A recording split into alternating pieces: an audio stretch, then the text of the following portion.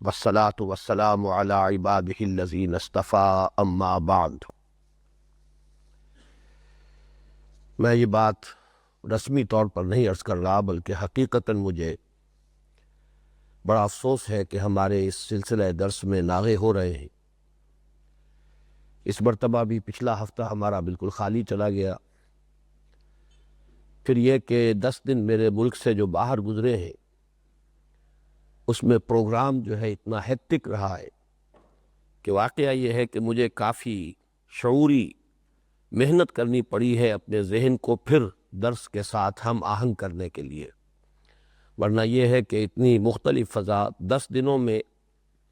متحدہ عرب امارات میں سے 5 امارات میں مجھے جانا ہوا، اور بے شمار نئے لوگوں سے ملاقات، نئے مسائل پر گفتگو، مختلف اور متنوع موضوعات پر تقاریر۔ تو واقعہ یہ ہے کہ جب میں یہاں آیا تو اس اعتبار سے بالکل خالی ذہن تھا کہ یہاں کے حالات اور یہاں کے معاملات کے لیے مجھے پھر سارا اپنا صغرا کبرا جوڑنا پڑا ہے۔ اب اس ہفتے بھی صرف آج کا درس ہو پائے گا، اس لیے کہ کل مجھے واہ کینٹ جانا ہے، اور پھر افسوس مزید یہ ہے کہ اس سے اگلا ہفتہ بھی میرا پاکستان سے باہر ہے۔ اگر کوئی معنی پیش نہ آ گیا اللہ تعالیٰ کی طرف سے تو بامبے کا پروگرام ہے، اور وہاں پھر وہی 10-12 دن کا میرا یہاں سے 2 مرتبہ کی غیر حاضری ہو جائے گی۔ لیکن یہ کہ اس سے اگلا جو ہے وہ درس انشاءاللہ ہوگا، یہ لاغا اس کے بعد ہوگا۔ میں آج بھی جس طریقے سے میں نے پچھلے درس میں آپ سے کچھ اضافی وقت لے لیا تھا بجائے 1.5 گھنٹے کے جس کی میں پابندی کر رہا ہوں،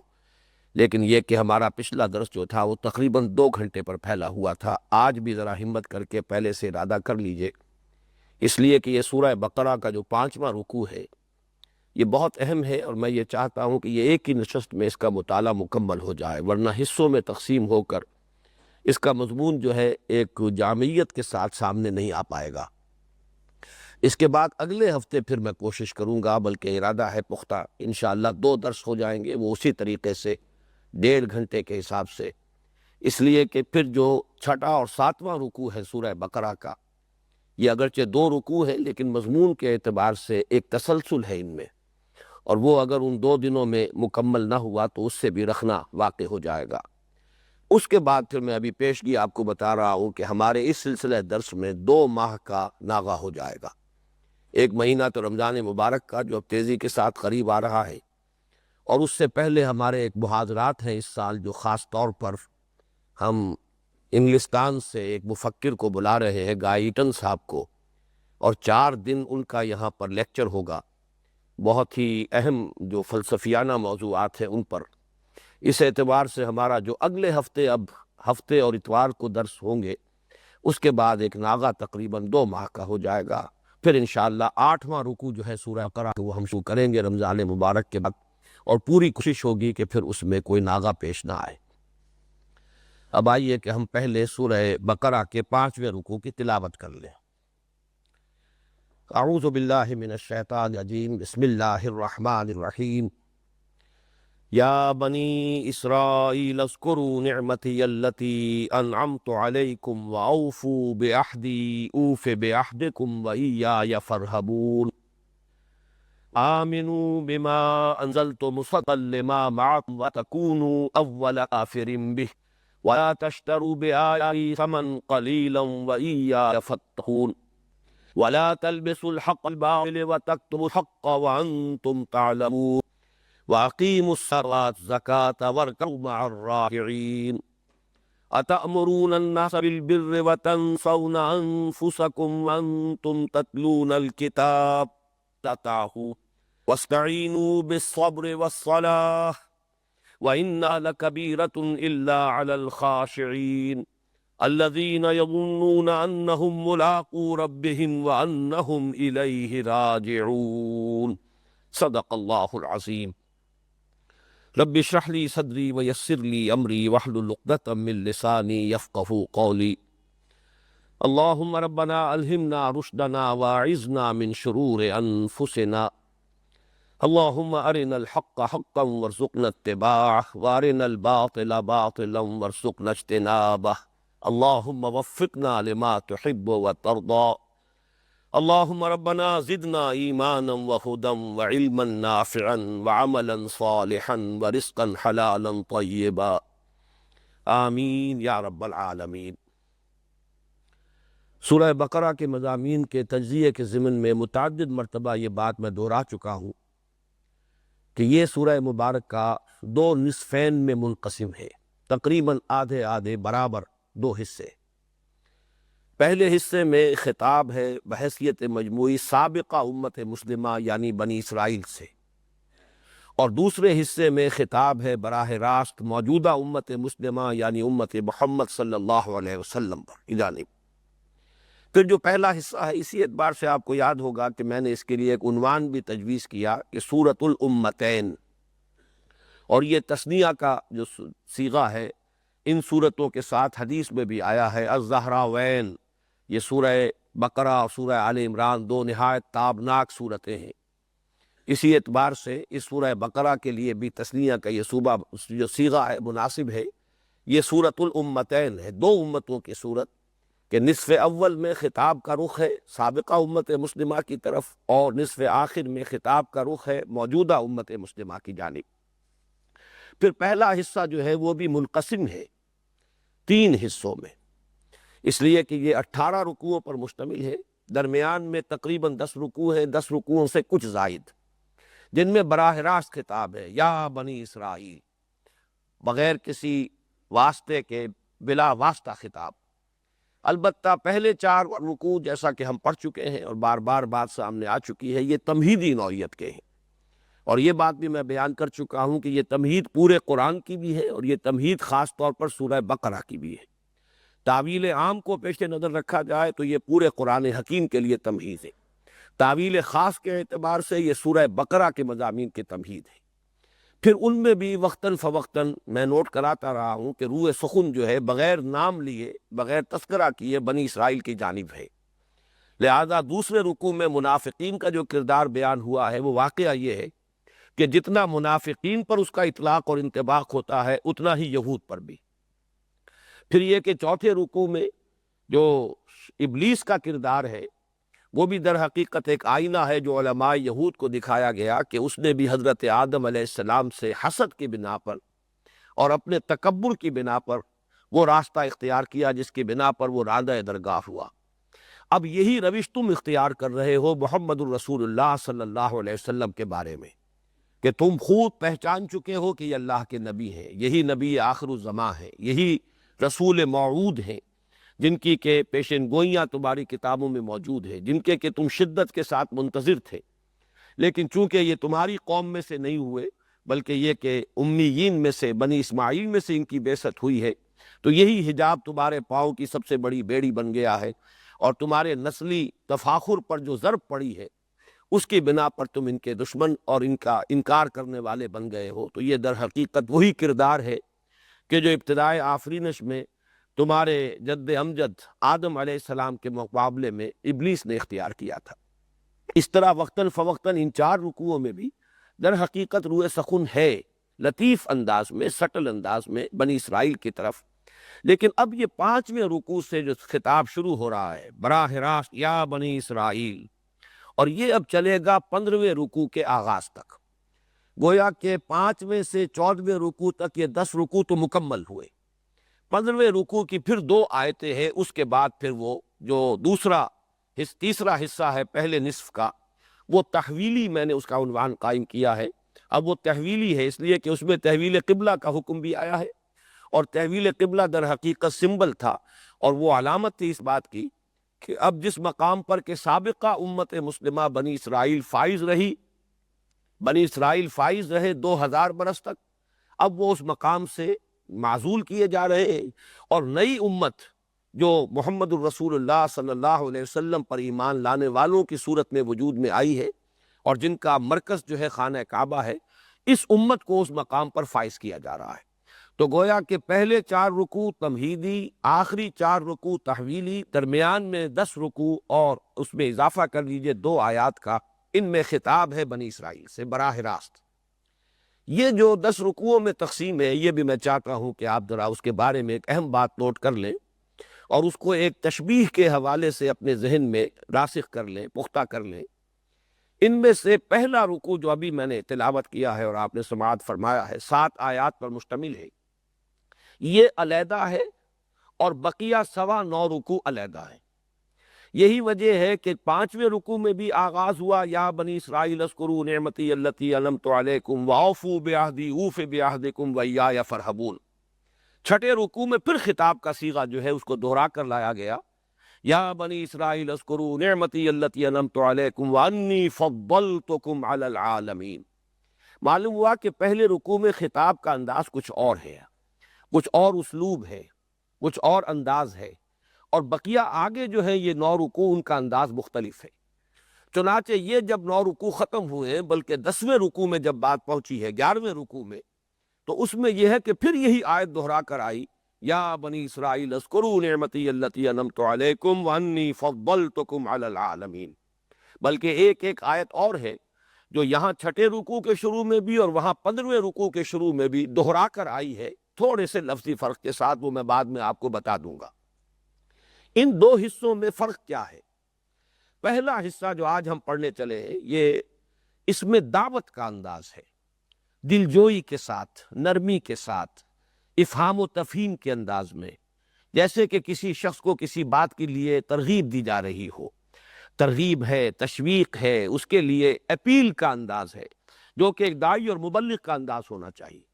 یہ گویا کہ ایک طرح سے اتمام حجت ہے جو اللہ تعالیٰ فرما رہے ہیں بنی اسرائیل پر۔ بقیہ 9.25 رکوع جو ہے ان میں خطاب کا انداز جو ہے وہ ملامت کا انداز ہے، وہ ایسا انداز ہے جیسے کہ ایک فرد جرم عائد کی جا رہی ہو، تم نے یہ کیا اور یہ کیا اور یہ کیا اور تم نے یہ کیا اور یہ کیا اور یہ کیا، مختلف تاریخی واقعات کے حوالے سے ان کے جرائم، پھر مختلف جو گمراہیاں ان میں اعتقادی پیدا ہوئیں ان کی تفصیل، ان کے اخلاقی اور عملی طور پر جو گمراہیاں اور پستیاں پیدا ہوئیں ان کی تفصیل۔ تو گویا کہ ایک رکوع ہے دعوتی انداز کا اور یہ 7 آیات پر مشتمل ہے، اور بقیہ 9.25 رکوع ہے ملامت کے انداز کے، جیسے کہ ایک مفصل فرد قرارداد جرم عائد کی جا رہی ہو کہ یہ ہے تمہارے وہ جرائم، یہ ہے تمہاری وہ گمراہیاں، یہ ہے وہ تمہاری غلط کاریاں جس کی بنا پر کہ تم مستحق ہو چکے ہو کہ اب اس منصب سے معزول کر دیے جاؤ جس پر کہ 2000 برس تک تم فائز رہے ہو۔ اس اعتبار سے ان 2 حصوں میں ظاہر ہے کہ پہلا حصہ مختصر ہے، کل 7 آیات پر مشتمل، اور دوسرا حصہ جو ہے وہ بہت مفصل ہے، 9.25 رکوعوں پر مشتمل ہے۔ لیکن یہ کہ میں آپ کو ایک تمثیل سے سمجھانا چاہ رہا ہوں کہ اس میں ان دونوں حصوں میں جو ایک نسبت اور ربط ہے، اسے اگر اسی وقت سمجھ لیا جائے تو ایک مسئلہ جو خاصا مشکل ہے تفسیری اعتبار سے، مشکلات القرآن میں سے ہے، وہ آئے گا تو 8ویں رکوع کے شروع میں، لیکن یہ کہ اس کا جو حل ہے در حقیقت وہ ان دونوں حصوں کے مابین جو ربط و تعلق ہے منطقی اعتبار سے، اس کو سمجھنے پر اس کا دار و مدار ہے، اور وہ یہ ہے کہ جیسے الجبرا میں، جس نے بھی کچھ مطالعہ کیا ہے الجبرا میں یاد ہوگا کہ بریکٹس ہوتی ہیں جس کے اندر جو بھی ویلیوز آ رہی ہیں، بریکٹ سے باہر جو بھی قدر ہوگی، جو ویلیو ہوگی، اگر کوئی جمع اور تقسیم کا نشان نہ ہو، جمع اور تفریق کا، تو پھر وہ قدر ضرب کھاتی ہے۔ بریکٹ کے اندر جو بھی ہندسے آئے ہیں، جو بھی اقدار آئی ہیں، ان سب کے ساتھ بریکٹ سے باہر والی جو ہندسہ ہے یا جو قدر ہے وہ ضرب کھاتی چلی جائے گی۔ یہ جو اصول ہے اس کو ذہن میں رکھیے۔ تو در حقیقت ان 7 آیات میں جو بات کہی جا رہی ہے اس کے بعد سے بریکٹ شروع ہوتی ہے اور پھر بریکٹ بند ہوتی ہے 15ویں رکوع کے آخر میں جا کر، اور میں حیران ہوں، یہ اللہ تعالیٰ کا خاص انداز ہے، اور میں اس پر اللہ کا شکر ادا کرتا ہوں کہ اس سے میرا ذہن ادھر منتقل ہو گیا کہ یہ 2 آیتیں لائی گئی ہیں اس کے شروع میں، اور بعین ہی وہی 2 آیتیں ہیں کہ جس پر اس پوری بحث کو ختم کیا گیا۔ یا بنی اسرائیل اذکروا نعمتی التی انعمت علیکم وانی فضلتکم علی العالمین واتقوا یوما لا تجزی نفس عن نفس شیئا ولا يقبل منها شفاعۃ ولا یؤخذ منها عدل ولا هم ينصرون۔ یہاں سے یہ 6واں رکوع شروع ہوتا ہے، 2 آیتیں، یوں سمجھیے کہ ایک بولڈ سا نشان اپنے ذہن میں بنا لیجئے، بریکٹ شروع ہو رہی ہے، اور پھر جا کر 15ویں رکوع کے شروع میں پھر یہی 2 آیتیں آئی، جن میں سے ایک آیت میں تو ایک شوشے کا فرق بھی نہیں، یا بنی اسرائیل اذکروا نعمتی التی انعمت علیکم وانی فضلتکم علی العالمین۔ یہ جو آیت نمبر 47 یہاں آ رہی ہے، وہاں آیت نمبر 122 دو کی تو وہی، البتہ آیت نمبر 48 جو چھٹے رکوع کے شروع میں ہے اس میں لفظی ترتیب کی گئی، یا بنی واتقوا یوما لا تجزی نفس عن نفس شیئا، یہ جو کا تو یہاں پر ہے ولا یقبل منہا شفاعت، وہاں ہے ولا یقبل منہا عدل، یہاں شفاعت کا ذکر پہلے ہے، عدل کا بعد میں، ولا یؤخذ منہا عدل، وہاں عدل کا ذکر پہلے ہے اور شفاعت کا بعد میں، سوا اس کے کوئی فرق نہیں۔ چنانچہ وہاں جو آیت آئے گی ولا یقبل منہا عدل ولا تنفعها شفاعت ولا هم ينصرون، اب یہ ذرا سا فرق کر کے بھی میرا ذہن ادھر منتقل ہوا ہے، یہ صرف ایک انداز ہے بات کو سمجھانے کا، یہ کوئی تفسیر نہیں ہے، یہ کوئی تعویل نہیں ہے، لیکن اس کے حوالے سے انشاءاللہ یہ حقیقت ذہن نشین رہے گی کہ جیسے بریکٹس جو ہوتی ہے وہ ادھر شروع ہوئی ہے ادھر بند ہو رہی ہے، بالکل ایک جیسے نشان ہوں گے۔ وہ چھوٹی بریکٹس ہیں اگر تو وہ صرف کروڈ خطوط ہوتے ہیں، بڑی بریکٹس ہوتی ہے تو ذرا لمبے خطوط ہوتے ہیں، اوپر اور نیچے اس کے کنڈے ہیں۔ فرق صرف یہ ہوگا کہ ادھر سے ان کا رخ ادھر ہوگا، ادھر سے ان کا رخ ادھر ہوگا، اور ان کے درمیان جتنی بھی اقدار آئی ہیں وہ بریکٹ کے اندر بند ہے۔ اسی طریقے سے یہ دو آیات شروع میں اور دو آیات آخر میں تھوڑے سے فرق کے ساتھ، جس کو یہاں پہ آپ اس تشبیہ میں جو میں بیان کر رہا ہوں رخ کا فرق سمجھ لیجئے، وہاں پر بھی صرف ترتیب بدلی گئی ہے کہ بجائے اس کے کہ ولا یقبل منہا شفاعت ولا یؤخذ منہا عدل ہو، وہاں پر الفاظ آئیں گے ولا یقبل منہا عدل ولا تنفعها شفاعت، مضمون وہی لیکن یہ کہ صرف ترتیب بدل گئی۔ تو جیسے بریکٹس کے رخ ہیں اسی طریقے سے ان دونوں آیات نے گویا کہ ان 9 رکوعوں کے مضامین کو اپنے اندر جکڑ لیا ہے، اور یہ جو 5ویں رکوع کی 7 آیات ہیں یہ گویا کہ اس پورے سلسلہ مضمون کے ساتھ ضرب کھا رہی، اس لیے کہ ان میں در حقیقت بنی اسرائیل کو نبی اکرم صلی اللہ علیہ وسلم پر ایمان کی دعوت دی گئی، بہت زوردار دعوت۔ یہی وجہ ہے میں ہر جو عرض کر رہا ہوں کہ 8ویں رکوع کی پہلی آیت میں ایک اشتباہ ہو جاتا ہے، وہاں یہ فرمایا گیا ہے کہ خواہ کوئی یہودی ہو اور خواہ کوئی نصرانی ہو اور خواہ مجوسی ہو اور صابی ہو یا مومن ہو لیکن جو شخص اللہ پر اور آخرت پر ایمان رکھے گا اور وہ عمل نیک کرے گا اس کا اجر اللہ کے ہاں محفوظ ہے، اور اس کے لیے نہ حزن ہے اور نہ خوف ہے۔ اس میں چونکہ رسول پر ایمان کا ذکر نہیں ہے، لہذا بہت سے لوگوں نے یہاں سے دلیل اخذ کرنے کی کوشش کی ہے کہ نجات کے لیے ایمان بالرسالت ضروری نہیں، اگر صرف ایمان باللہ ہو، ایمان بالآخر ہو، عمل درست ہو جائے تو یہ آخرت میں نجات کے لیے کافی ہو جائے گا۔ گویا کہ چونکہ وہاں ایمان بالرسالت کا تذکرہ نہیں ہے اس لیے یہ ایمان بالرسالت نجات کے لیے شرط لازم نہیں ہے۔ اس کا حل یہی ہے کہ یہ تو پوری عبارت ضرب کھا رہی ہے اس رکوع کے مضمون سے، سارا کا سارا یہ سلسلہ کلام ہے ہی حضور پر دعوت دینے کے لیے، ایمان لانے کی دعوت دینے کے لیے۔ اس اعتبار سے جو چیز قدر مشترک کے طور پر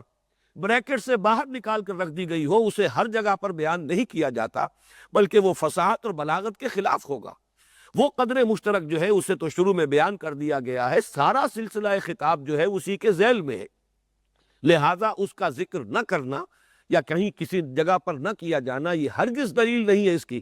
کہ ایمان بالرسالت جو ہے وہ نجات کے لیے، اخروی فلاح کے لیے لازم نہیں۔ بہرحال یہ جب اس آیت پر ہم پہنچیں گے تو پھر اس پر تفصیل سے گفتگو ہوگی۔ اس وقت میں نے یہ چاہا کہ یہ جو 10.25 رکوع ہیں، 5ویں رکوع سے 14ویں رکوع تک مسلسل 15ویں رکوع کی 2 آیات،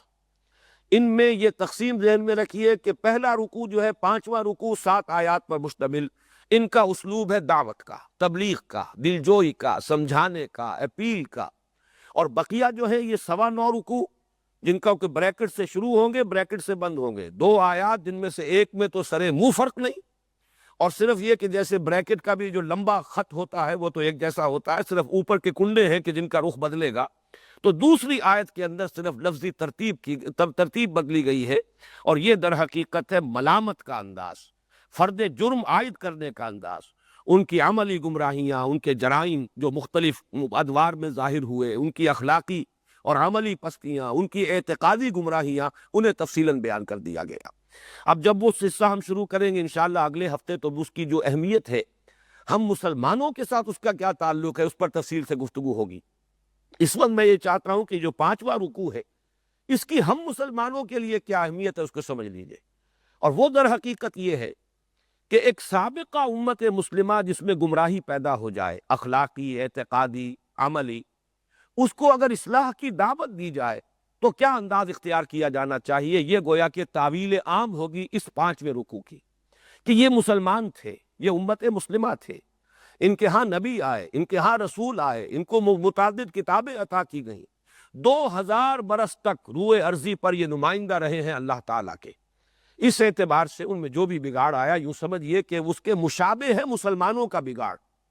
اس لیے کہ حضور صلی اللہ علیہ وسلم کی 2 حدیثیں، جن میں سے ایک کو تو میں نے بہت عام کیا ہے، بہت مرتبہ بیان کیا ہے، اور میرا ایک کتابچہ جو ہے تنظیم اسلامی کا تاریخی پس منظر، اس کا اصل میں جو اصل کلیدی حدیث ہے وہ وہی ہے کہ حضور نے فرمایا صلی اللہ علیہ وسلم لَيَأْتِيَنَّ عَلَىٰ أُمَّتِي مَا أَتَىٰ عَلَىٰ بَنِي إِسْرَائِيلَ حَذْوَ النَّعْلِ بِالنَّعْلِ، میری امت پر بھی وہ تمام حالات وارد ہو کر رہیں گے جو بنی اسرائیل پر آئے تھے، بالکل اس طرح جیسے کہ ایک جوتی دوسری جوتی سے مشابہ ہوتی ہے۔ ایک جوڑا ہے جوتیوں کا اوپر سے رکھا ہوا، اگر آپ دیکھ رہے ہو تو ان میں فرق نظر آئے گا، ایک کے پنجے کا رخ ادھر ہے، ایک کے پنجے کا رخ ادھر ہے، لیکن اگر ان کے تلوے جوڑ دیجئے تو معلوم ہوگا کہ بال برابر بھی فرق نہیں ہے۔ بالکل وہ الفاظ ذہن میں ہمیشہ جب میں اس حدیث کا کہیں تذکرہ کرتا ہوں تو ذہن میں آ جاتے ہیں، جو کبھی میٹرک میں جیومیٹری پڑھتے ہوئے جو الفاظ آتے تھے، ٹرائنگلز آر کانگروئنٹ، تو معلوم ہوا کہ وہ 2 تلوے جو ہیں ان کو جوڑ دیجئے تو بالکل ایسے محسوس ہوگا کہ کانگروئنٹ ہیں، کوئی بال کا فرق بھی نہیں، لیکن یہ کہ اوپر سے دیکھیں تو فرق ہے۔ اسی طریقے سے حالات جو وارد ہوئے سابقہ امت پر، بنی اسرائیل پر، اور وہ حالات جو وارد ہوئے امت مسلمہ پر ان 1400 سالوں میں، ان پر جو 2000 سال میں وارد ہوئے، ان میں بڑی گہری مماثلت ہے۔ اس پر میں ایک مضمون لکھ چکا ہوں، انگریزی میں بھی ترجمہ ہوا تھا، اگرچہ اس وقت وہ آؤٹ آف پرنٹ ہے، rise and decline of the Muslim امہ، اور اردو میں وہ اب ہے تنظیم اسلامی کا تاریخی پس منظر کے عنوان سے وہ مضمون شائع ہو رہا ہے۔ ایک دوسری حدیث میں حضور نے فرمایا ہے، اس کا متن اس وقت میرے پیش نظر نہیں ہے، کہ تم بھی وہ سب کچھ کرو گے کہ جو یہود نے کیا، بنی اسرائیل نے کیا۔ اگر وہ گوہ کے بل میں گھسے تھے تو تم بھی گھسو گے، اور اگر، اب پھر میری زبان لڑکھڑاتی ہے لیکن حضور کی حدیث ہے، حضور نے یہ الفاظ استعمال کیے ہیں، یقیناً اس میں حکمت ہے، اسی میں فصاحت اور بلاغت ہے، ہمیں تو معیار ماننا ہے حضور ہی کو۔ آپ نے فرمایا کہ اگر ان میں سے کوئی بدبخت ایسا پیدا ہوا جس نے اپنی ماں کے ساتھ زنا کیا ہو، تو تم میں سے بھی لازماً کوئی نہ کوئی شقی پیدا ہوگا جو یہ حرکت کرے گا۔ اس درجے حالات کی مطابقت ہے۔ گویا کہ آج جو کام ہم کرنے کی کوشش کر رہے ہیں وہ کیا ہے؟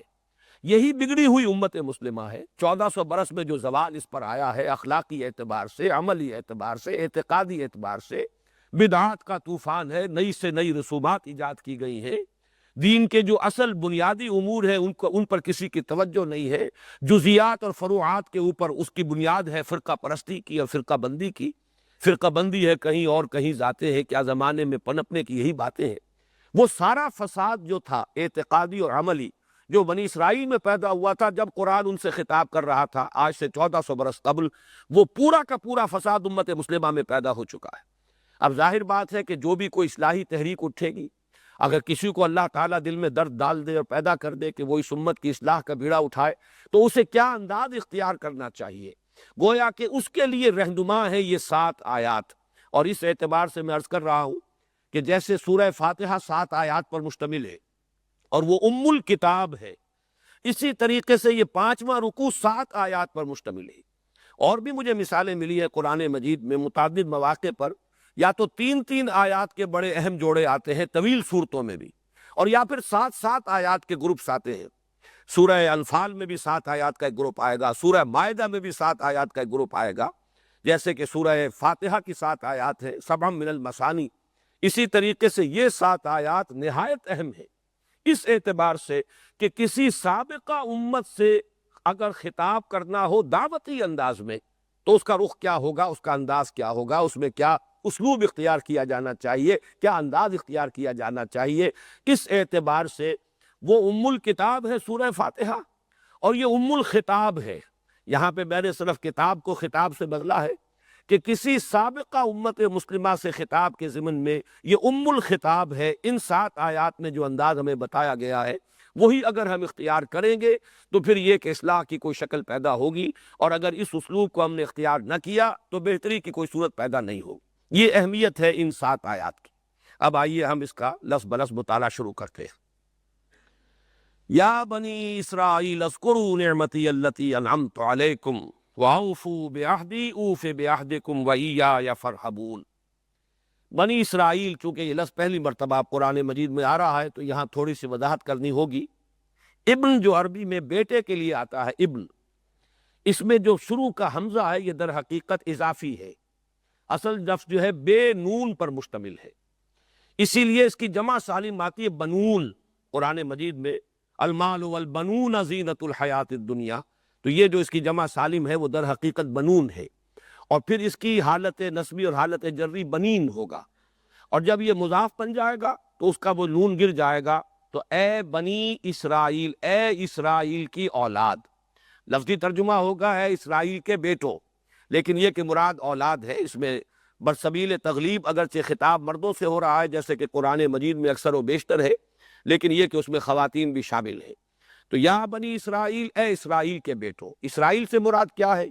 اس پر اتفاق ہے، اجماع ہے، حضرت یعقوب کا یہ لقب ہے، البتہ یہ لفظ بنا ہے اسر اور ایل دو سے مل کر۔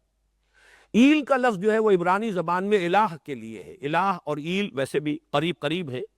اسی لیے تمام فرشتوں کے نام جبرائیل، میکائیل، اسرائیل، یہ تمام الفاظ کے ساتھ جو ایل آتا ہے یہ در حق اسماعیل، اسماعیل بھی سما اور ایل، چونکہ حضرت ابراہیم علیہ السلام نے دعا کی تھی پروردگار بیٹا عطا فرما، اس اعتبار سے جب اللہ تعالیٰ نے بیٹا عطا فرمایا تو اسماعیل نام رکھا، یعنی اللہ نے سن لیا۔ جیسے ہمارے ہاں دیہات میں یہ خاص طور پر جانگلی علاقہ جو کہلاتا ہے، اللہ ڈوایا، اللہ سنیا، یعنی یہ اللہ نے جس کے بارے میں ہماری دعا سنی اور ہماری استدعا کو قبول فرمایا، تو یہ گویا کہ اسماعیل کے معنی یہ ہے۔ تو اسرائیل جو ہے اسر اور ایل سے مل کر بنا ہے۔ عبرانی اور عربی زبان کے بارے میں یہ اختلاف ہے، ایک رائے تو یہ ہے کہ ماں بیٹی کا رشتہ ہے، عربی زبان عبرانی سے نکلی ہوئی ہے، لیکن زیادہ اکثر محققین کی رائے یہ ہے کہ یہ دونوں بہنیں ہیں، کوئی اور کامن زبان تھی سیمیٹک لینگویج ابتدائی جس سے کہ یہ دونوں زبانیں پھر وجود میں آئی ہیں، گویا کہ ان کے درمیان رشتہ جو ہے وہ بہنیں ہونے کا ہے، ماں اور بیٹی کا نہیں ہے، لیکن ظاہر بات ہے کہ مشابہت اور ان کے اندر جو ہے قرب جو ہے اور مناسبت وہ بہت نمایاں ہے۔ اسر کے دو ترجمے کیے ہیں، یہودی علماء تو اس پر بہت زیادہ جزم کے ساتھ قائم ہے کہ اسر سے مراد ہے بطل، یعنی رجل عظیم، جواں مرد، بہت باہمت انسان، اس لیے کہ ان کے ہاں یہ عقیدہ ہے اور بڑی تحریف جو ہوئی ہے تورات میں، اس میں ایسی ایسی باتیں بھی ہیں، حضرت یعقوب کی جو مدح کی گئی ہے اس میں اس حد تک مبالغہ ہے کہ حضرت یعقوب کی اللہ تعالیٰ کے ساتھ کشتی ہوئی اور اللہ کو پچھاڑ لیا حضرت یعقوب نے، تو معلوم یہ ہوا کہ یہ تو بڑے بہادر اور بہت جری انسان، اس اعتبار سے وہ بطل اور رجل کا ترجمہ کرتے اسر کا، لیکن یہ کہ صحیح ترجمہ جو ہے وہ اسر کا ہے، بندہ، عبد، اس لیے کہ عربی کا لفظ جو بنا ہے اسیر، اسیری، کوئی کسی کا غلام ہے، اسیر، اسی سے لفظ اسرہ بنا ہے، اسرہ ہے کنبہ، کنبہ بھی آپس میں جڑا ہوا ہوتا ہے، ان کے بندھن ہوتے ہیں دوستی کے، محبت کے، اخوت کے، تو اسی طریقے سے یہ اسر کا لفظ آتا ہے کسی بندھن کے لیے۔ اسیر جو ہے پچھلے زمانے میں جبکہ جیلوں کا رواج نہیں تھا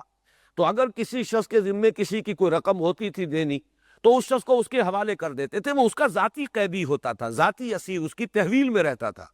جب تک کہ اس کے اعزاء اقارب آ کر وہ رقم ادا نہ کر دیں وہ شخص اس کی تحویل میں رہتا تھا، وہ اس کا اسیر ہوتا تھا۔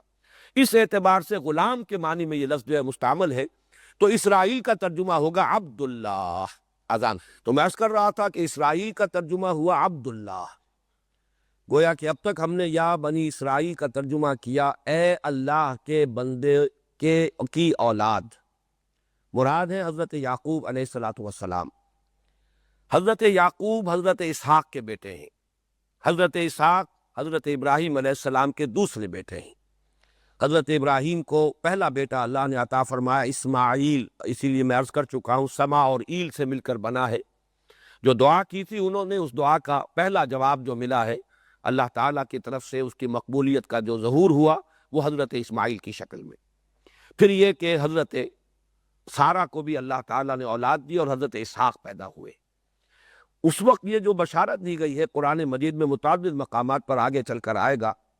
یہ حضرت سارہ کے ہاں بھی اولاد ہونے کی جو بشارت حضرت ابراہیم علیہ السلام کو فرشتے دینے آئے تھے، اسی میں یہ بھی تھا کہ نہ صرف یہ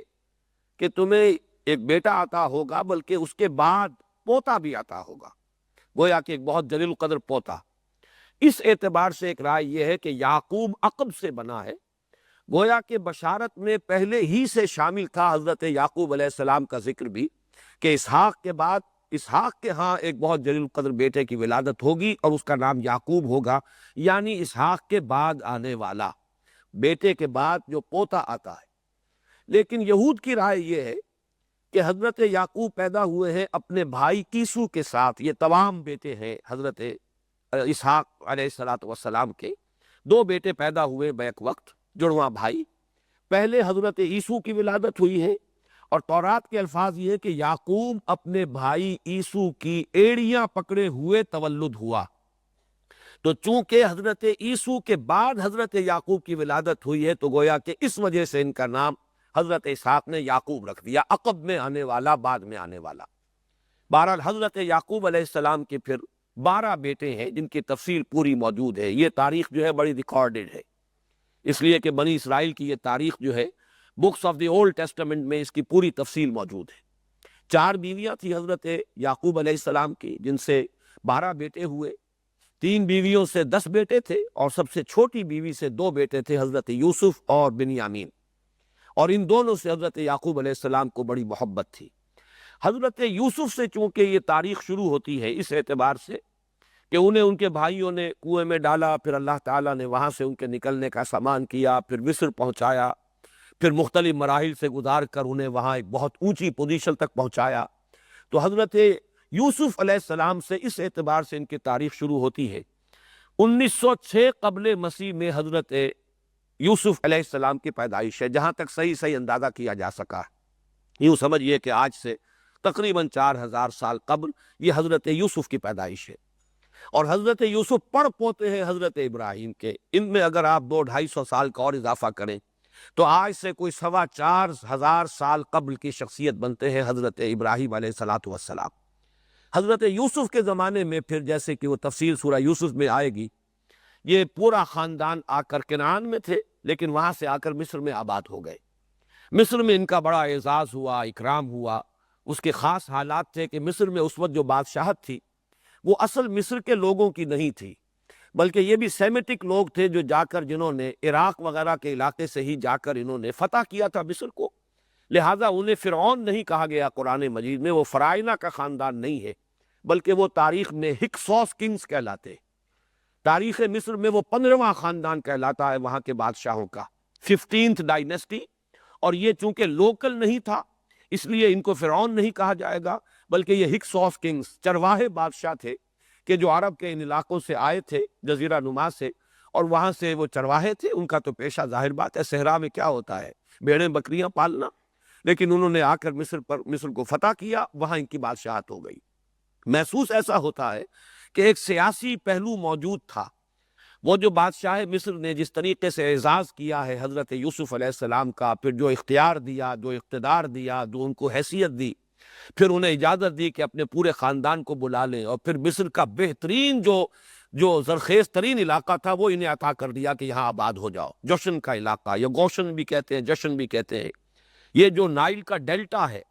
کہ جو جا کر آپ کو معلوم ہے کہ دریا جو ہیں جب بہت سی شاخوں میں تقسیم ہو جاتے ہیں سمندر میں گرنے سے قبل، تو وہ ڈیلٹا جو ہے زرخیز ترین علاقہ ہوتا ہے۔ آرٹیفیشل اریگیشن کے اور نظام تو تھے نہیں، جہاں دریا ہی چھوٹی چھوٹی نہروں کی شکل اختیار کر لے، وہاں گویا کہ وہ فطری طور پر جو ہے بڑے وسیع رقبے کے اندر اریگیشن ہو سکتی ہے۔ تو اس ڈیلٹا کے علاقے میں بہترین علاقہ ان کو دیا گیا، وہاں آباد ہو جاؤ۔ وہاں یہ رہے ہیں گویا کہ پیرزادوں کی حیثیت سے۔ ابھی ان کے پاس کوئی شریعت نہیں، ابھی کوئی کتاب نہیں ملی، ابھی صرف یہ ایک خاندان ہے، حضرت ابراہیم کی نسل کا ایک خاندان۔ اس لیے کہ حضرت ابراہیم کی نسل میں حضرت اسماعیل کی نسل ہے کہ جو عرب میں آباد ہو چکی ہے، ان کی نسل میں پھر حضرت اسحاق کے بیٹوں میں سے بھی عیسو کی نسل وہ اور جگہ پر آباد ہو چکی ہے۔ اس اعتبار سے یوں نہ سمجھیے کہ نسل ابراہیم صرف ان پر مشتمل ہے۔ اسی طرح بنی قطورہ تیسری جو آپ کی اہلیہ تھی، ان کی اولاد بھی، تو گویا کہ یہ بہت وسیع حلقہ ہے جو اولاد ابراہیم کا ہے۔ تو اولاد ابراہیم میں سے ایک شاخ ہے جو آ کر، یعنی حضرت یعقوب کے 12 بیٹے اور حضرت یعقوب بھی آ کر یہاں آباد ہو گئے، اور یہاں پھر یہ کچھ عرصے تک تقریباً 100-150 برس تک تو بڑے عیش میں رہے۔ یہ تقریباً یوں سمجھیے کہ 1850 قبل مسیح میں ان کا داخلہ ہوا ہے مصر کے اندر۔ اور وہاں پر 150 برس جو ہے انہوں نے بڑے عیش میں گزارے ہیں۔ یہ پیرزادے تھے اس لیے کہ بادشاہ معتقد ہو چکا تھا حضرت یوسف علیہ السلام کا، اگرچہ یہ تو ثابت نہیں ہوتا کہ وہ ایمان لایا ہو حضرت یوسف علیہ السلام پر، اس کا کوئی ثبوت نہیں ہے، لیکن معتقد تھا، اور ان کی نیکی کا، پارسائی کا، شرافت کا، ذہانت کا، صلاحیتوں کا اعتراف پوری قوم کو تھا۔ جس طریقے سے کہ انہوں نے اس ملک کی جو نیا ہے اس کو جس طرح پار لگایا ہے، وہ شدید ترین قحط کا جو ایک دور آیا اس میں سے، اور جتنا بہترین انتظام کیا، اس کی بنا پر ان کی صلاحیتوں کے سب معترف تھے۔ تو وہ 130 برس کی عمر میں غالباً ان کا انتقال ہوا ہے، اور 80 برس تک انہوں نے مصر پر گویا کہ جو سب سے زیادہ با اختیار شخص وہاں تھا بادشاہ کے بعد، بادشاہ اپنی جگہ پر تھا، لیکن یہ کہ جو بادشاہ کے بعد سب سے زیادہ با اختیار شخصیت تھی وہ حضرت یوسف کی تھی 80 برس تک۔ اس عرصے میں، اور پھر یہ 150 برس جو میں نے عرض کیا ہے کہ اس میں یہ خوب پھلے پھولے، ان کی اولاد جو ہے وہ کثرت کے ساتھ پھیلی، لیکن اس کے بعد وہاں پھر ایک انقلاب آیا۔ اس انقلاب کو آپ کہیں گے جیسے کہ مختلف ممالک میں آتا ہے، اب سنز آف دی سوائل جو اس ملک کے رہنے والے تھے، اصل آبادی قبطیوں کی، انہوں نے بغاوت کی اور ہکسوس کنگز کو نکال دیا، وہ خاندان ختم ہو گیا۔ جب وہ چلے گئے تو جو ہکسوس کنگز کے یہ گویا کہ بہت ہی منظور نظر تھے، اور یہ مراعات یافتہ طبقہ تھا بنی اسرائیل کا، حضرت یعقوب کی اولاد کا، اب ان پر عتاب شروع ہوا، اب ان کا زوال آیا۔ تو یوں سمجھیے کہ تقریباً 400 برس اس کے بعد ان کے بڑی ہی شدت کے اور بڑی سخت غلامی کے، رفتہ رفتہ اس میں شدت پیدا ہوتی گئی ہے، لیکن یہ ہے کہ یہ 400 برس اس لیے کہ پھر 1300 قبل مسیح میں 550 برس بعد پھر ان کا ایکسوڈس ہوا ہے مصر سے، جب حضرت موسیٰ علیہ السلام کو اللہ تعالیٰ نے مبعوث فرمایا، پھر حضرت موسیٰ علیہ السلام ان کی نجات کا ذریعہ بنے، اور پھر مصر سے لے کر وہ انہیں نکلے ہیں، معجزانہ انداز میں ہی سمندر کو پھاڑ کر ان کے لیے اللہ نے راستہ بنایا ہے، قدم قدم پر معجزوں سے ان کی تائید کی ہے، کھانے پینے کے لیے صحرائے تیہ میں کچھ نہیں تھا تو من و سلوہ دیا ہے، پانی پینے کے لیے نہیں تھا تو ایک ضرب سے چٹان میں سے 12 چشمے جو ہے اللہ تعالیٰ نے بہا دیے کہ 12 قبیلے ہیں آپس میں لڑے نہ، کہیں پانی پینے پلانے پہ جھگڑا اور کہیں گھوڑا آگے بڑھانے پہ جھگڑا، قبائلی زندگی میں یہ بڑا سینسیٹیو ایشو ہوتا ہے، لہذا قد علم کل اناس مشربہم، ہر قبیلے کے لیے ایک گھاٹ معین ہو گیا، تمہارا چشمہ یہ ہے، تمہارا چشمہ یہ ہے، ایک ضرب سے 12 چشمے پھوٹ گئے۔ پھر انہیں وہاں کوہ طور کے قریب پڑاؤ ڈال کر ان کو وہاں چھوڑ کر حضرت موسیٰ علیہ السلام جو ہے اللہ تعالیٰ کی طلبی پر کوہ طور پر گئے ہیں، وہاں تورات عطا ہوئی ہے۔ تو تورات کے عطا کیے جانے کے بعد اب سمجھیے کہ اب ان کی حیثیت ایک امت کی بن گئی، کتاب پر امت کی تشکیل ہوتی ہے۔ یہ امت مسلمہ قرآن مجید کی بنیاد پر امت ہے، جب یہ کتاب دی گئی ہے اس کی بنیاد پر ایک شریعت دی گئی ہے، کتاب دی گئی ہے، کتاب ہدایت ہے، تو اس نے امت کی شکل اختیار کی۔ یہی وجہ ہے کہ لفظ امت جو ہے قرآن مجید میں صرف مکی صورتوں کے اندر، مدنی صورتوں میں استعمال ہوا ہے۔ کنتم خیر امت اخرجت للناس سورہ آل عمران میں، کذالک جعلناکم امۃ وسطا لتکونوا شہداء علی الناس ویکون الرسول علیکم شہیدا، یہ سورہ بقرہ میں آگے چل کر آ جائے گا۔ تو اصل میں جیسے تشکیل امت جو ہوئی ہے وہ در حقیقت مدنی دور میں آ کر ہوئی ہے، جبکہ شریعت عطا کی جا رہی ہے۔ اسی طریقے سے یہ ایک خاندان تھا، حضرت ابراہیم کی نسل کی ایک شاخ، اس نے امت کی حیثیت اختیار کی ہے، جبکہ صحرائے تیہ میں جب ان کا قیام تھا اور اس صحرائے سینا میں، اور وہاں پر پھر حضرت موسیٰ علیہ السلام کو تورات دی گئی اور شریعت دی گئی، تب سے یہ امت ہے، اور یہ ہے 1300 قبل مسیح۔ 610 عیسوی میں، اب سمجھیے 1300 وہ جمع کیجئے، 610 یہ جمع کیجئے، 1910 برس بعد پھر حضور صلی اللہ علیہ وسلم پر قرآن مجید کی وحی کا آغاز ہوا، اور 622 میں حضور نے ہجرت فرمائی، اور اس کے بھی کوئی 2 سال یا 1 سال کے بعد جو ہے یہ آیات نازل ہو رہی ہیں جو ہم اس وقت پڑھ رہے ہیں۔ تو یہ سارا جو ہے تاریخی پس منظر ذہن میں رکھیے کہ یہ تقریباً 2000 برس کی تاریخ جو ہے ان کی بحیثیت امت۔ ویسے تو ان کی تاریخ اگر شروع کریں گے بنی اسرائیل تو حضرت یعقوب سے شروع ہونی چاہیے، اور وہ اس سے زیادہ ہو جائے گی طویل، لیکن در حقیقت امت کی حیثیت سے ان کی تاریخ 2000 برس کی شمار ہوگی، کہ 1300 قبل مسیح میں جب ہجرت کی ہے حضرت موسیٰ علیہ السلام نے اپنی قوم کو لے کر مصر سے، اور جب صحرائے سینا میں آئے ہیں، سینائی پیننسولا میں، اور پھر کتاب ملی ہے، تورات عطا کی گئی، شریعت عطا کی گئی، تب سے اس کا امت کی حیثیت سے آغاز ہوا۔ ایک بات اور نوٹ کر لیجئے، ان کو امت مسلمہ کیوں نہیں کہا گیا؟ اس کے لیے اس کا ایک سبب ہے۔ در حقیقت امت مسلمہ کا لفظ یا خیر امت یا امت کا لفظ جو ہے اس موجودہ امت کے لیے اس لیے استعمال کیا گیا ہے کہ یہ امت کسی ایک نسل پر مشتمل نہیں ہے. یہ امیین اس کے نیوکلیس ہے، لیکن یہ کہ ہر نسل کے لوگ اس میں آ کر شامل ہوئے ہیں، ہر قوم جو ہے اس میں آ گئی ہے. اس لیے اس کا نام جو ہے وہ صفاتی ہے، امت مسلمہ. لیکن چونکہ یہ سابقہ امت مسلمہ ایک ہی نسل پر مشتمل ہے،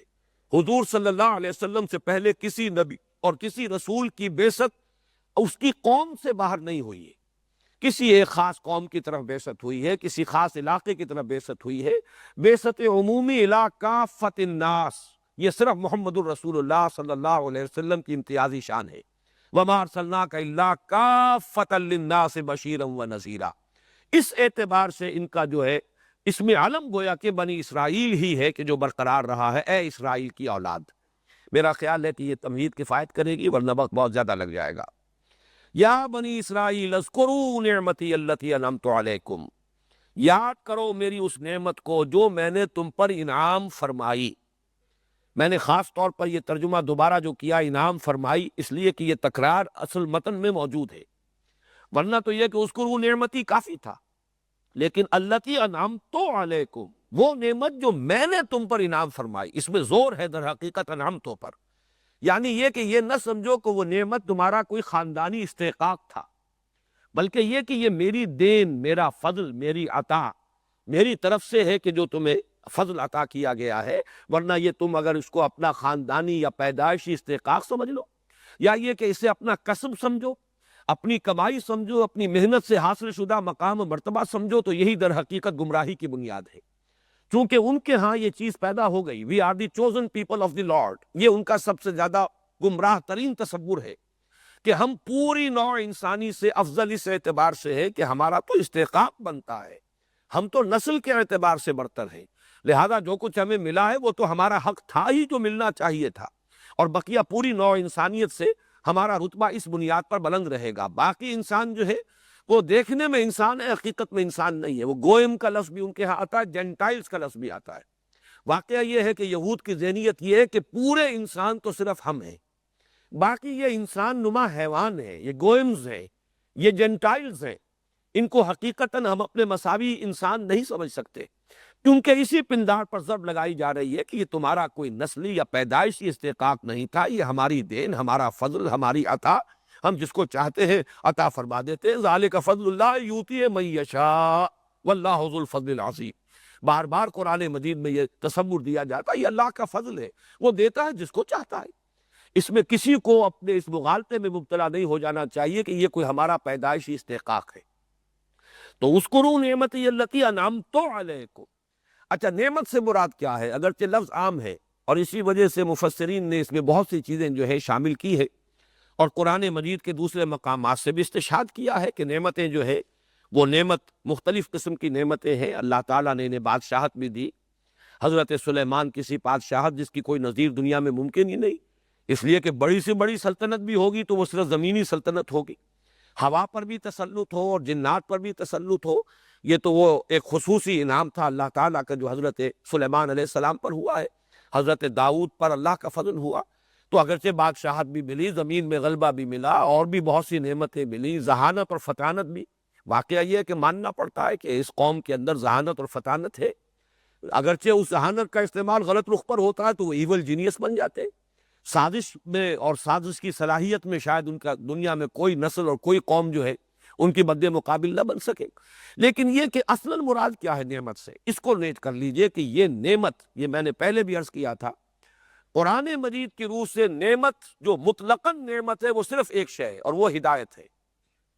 باقی ہر شے کا نعمت ہونا منحصر ہے نعمت ہدایت پر. اگر بادشاہت ہے اور ہدایت بھی ہے تو نعمت ہے، بادشاہت بھی نعمت ہے. لیکن مجرد بادشاہت جو ہے وہ نعمت نہیں ہے. فرعونیت اور نمرودیت وہ تو گویا کہ تباہی اور بربادی کا پیش خیمہ ہے. اسی طریقے سے صحت بشرطے کہ ہدایت بھی ہو نعمت ہے،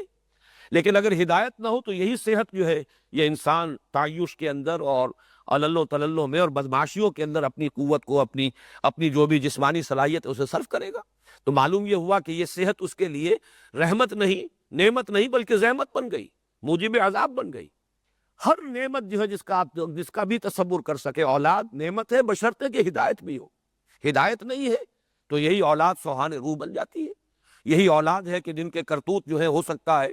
کہ وہ مستقبل کے لیے بھی ہمارے جو نامہ اعمال ہے اس کے اندر سیاہی میں اضافہ ہوتا چلا جائے. اگر ہمارا بھی جرم ہو ان کی غلط پرورش میں اور غلط تربیت میں، ہمارا بھی کوئی تقصیر کا حصہ ہو، اگر ایسا نہیں ہے تو اللہ تعالیٰ ظلم کرنے والا نہیں ہے. لیکن میں جو عرض کر رہا ہوں اس بات کو سمجھ لیجئے کہ نعمت مطلقاً ان کوالیفائڈ نعمت صرف ایک ہے، وہ نعمت ہدایت ہے. باقی ہر شے کا نعمت ہونا منحصر ہے نعمت ہدایت پر.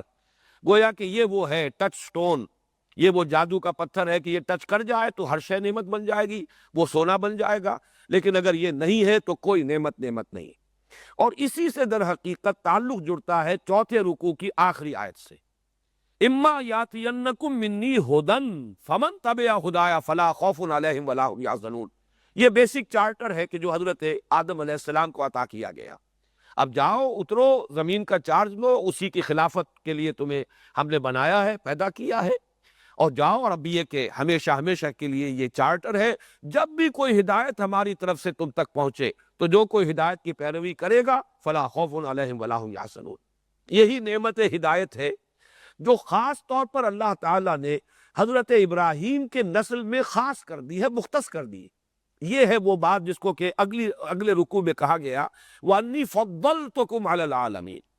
یہ بات اچھی طرح سمجھ لیجئے، میں نے مختلف مواقع پر پہلے بھی اس کو بیان کیا ہے سورہ حدید کی ایک آیت کے حوالے سے. وَلَقَدْ أَرْسَلْنَا نُوحًا وَإِبْرَاهِيمَ وَجَعَلْنَا فِي ذُرِّيَّتِهِمَا النُّبُوَّةَ وَالْكِتَابَ. اللہ تعالیٰ نے نبوت اور کتاب کو مختص کر دیا ہے پہلے حضرت نوح کی نسل میں اور پھر حضرت ابراہیم کی نسل میں. گویا کہ حضرت ابراہیم علیہ الصلاۃ والسلام کے بعد ہدایت یعنی ہدایت وحی، یہ جو علم انسانی کا یہ جو شعبہ ہے، شعبہ ہدایت، یہ خاص کر دیا گیا ہے حضرت ابراہیم علیہ السلام کے لیے اور ان کی نسل کے لیے. اس کی ایک شاخ دوسری شاخ 2000 برس تک یہ سلسلہ چلا حضرت ابراہیم علیہ السلام کی نسل کی اس شاخ میں، بلکہ 2000 سال سے زائد بھی شمار کیا جا سکتا ہے. ویسے یہ ہے کہ چونکہ فترت الوحی رہا ہے حضرت عیسیٰ علیہ السلام اور حضور کے درمیان، یہ کھڑکی عارضی طور پر 600 برس تک بند رہی. اس اعتبار سے 2000 سال بنیں گے حضرت ابراہیم سے اگر شمار کریں تو یہ 2000 برس تک حضرت ابراہیم علیہ السلام کی اس نسل میں چلا. اور اس کے بعد جو ہے آخری ہدایت نامہ نوع انسان را پیام آخری حامل او رحمت للعالمین، یہ حضرت ابراہیم کی نسل کی دوسری شاخ یعنی بنی اسماعیل میں محمد الرسول اللہ صلی اللہ علیہ وسلم کی بیشت کی شکل میں ہو گیا. یہ اصل میں جو اختصاص رہا اس امت کو، یہ ہے وہ سب سے بڑی فضیلت جو ان کو عطا ہوئی ہے، اور یہ ہے وہ سب سے بڑا انعام جو اللہ تعالیٰ نے ان پر فرمایا یا بنی اسرائیل اذکروا نعمتی التی انعمت علیکم. یہ جو نعمت کو میں نے ہدایت کے ساتھ یہاں پر آپ کے سامنے مربوط کیا ہے، اور باقی اگرچہ نعمتیں بھی ہیں جن کا قرآن مجید میں دوسرے مقامات پر تذکرہ ہے، لیکن میرے نزدیک یہاں مراد اصل میں وہی نعمت ہدایت ہے. یعنی ہدایت وحی، نبوت و وحی اور رسالت و کتب کا سلسلہ حضرت ابراہیم علیہ السلام کے بعد سے، بلکہ یوں کہیے کہ حضرت یعقوب علیہ السلام کے بعد سے، اس لیے کہ حضرت اسماعیل بھی نبی تھے، رسول تھے، اس اعتبار سے ان کے بعد کہا جائے گا کہ حضرت اسحاق بھی نبی اور رسول ہے. گویا کہ یہاں تک تو دونوں بیٹوں کو ایک طرح سے یعنی مساوی کیفیت حاصل ہے کہ دونوں رسول ہیں. لیکن پھر حضرت اسحاق کی نسل میں پھر حضرت یعقوب نبی ہے، حضرت یعقوب کے بعد اب یہ سلسلہ چل رہا ہے حضرت یوسف علیہ السلام، اور پھر جو prophets of the Old Testament کی ایک لمبی زنجیر ہے جس کا تذکرہ ہمیں کہیں کہیں قرآن مجید میں بھی مل جاتا ہے، لیکن زیادہ تفاصیل جو ہے وہ اولڈ ٹیسٹمنٹ میں، تورات میں ہمیں اس کی ملتی ہے. اس کا میں چاہتا ہوں کہ ذرا وہ جو بحث تھی ہماری، اور مجھے اصل میں آج یاد اس لیے آ گیا کہ آج مجھے معلوم ہوا کہ میں نے وہ جو علم کے 2 شعبوں پر ایک مستقل ایک درس دیا تھا، تقریر کی تھی، اور اس کے لیے کچھ میں نے وعدہ بھی کیا تھا کہ وہ احادیث جو ہے علم کی فضیلت، خاص طور پر عبادت اور ریاضت پر ان کی جو فوقیت ہے ازروع فرمان نبوی صلی اللہ علیہ وسلم، تو اس کی شاید کچھ کاپیاں کروا بھی لی گئی ہیں، جو حضرات اس کو لینا چاہتے ہیں وہ لے لیں. اس کے ساتھ ہی میں نے ایک چارٹ بنایا تھا ان کی 2 قسمیں.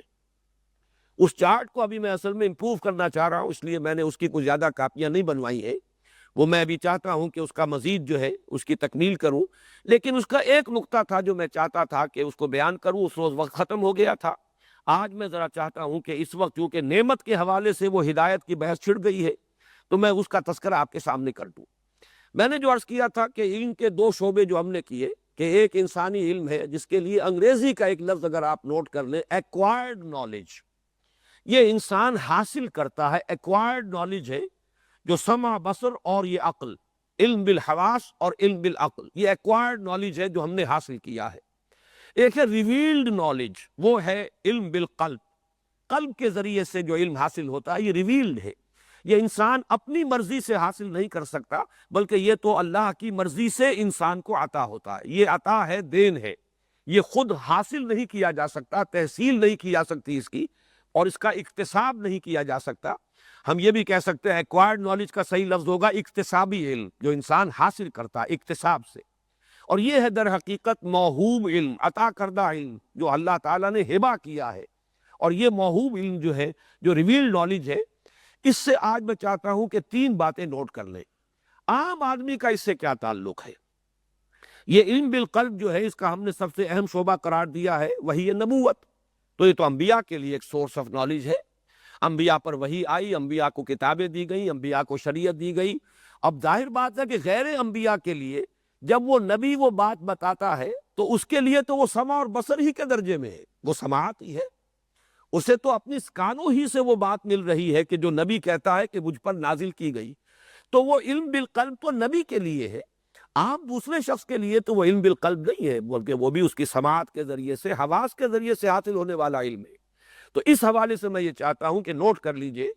عام انسان کے اس علم بالقلب کے ساتھ تین رشتے ہیں۔ نمبر ایک تو سب سے بڑا رشتہ یہ ہے کہ ہمیں جو بھی علم ہدایت ملا ہے،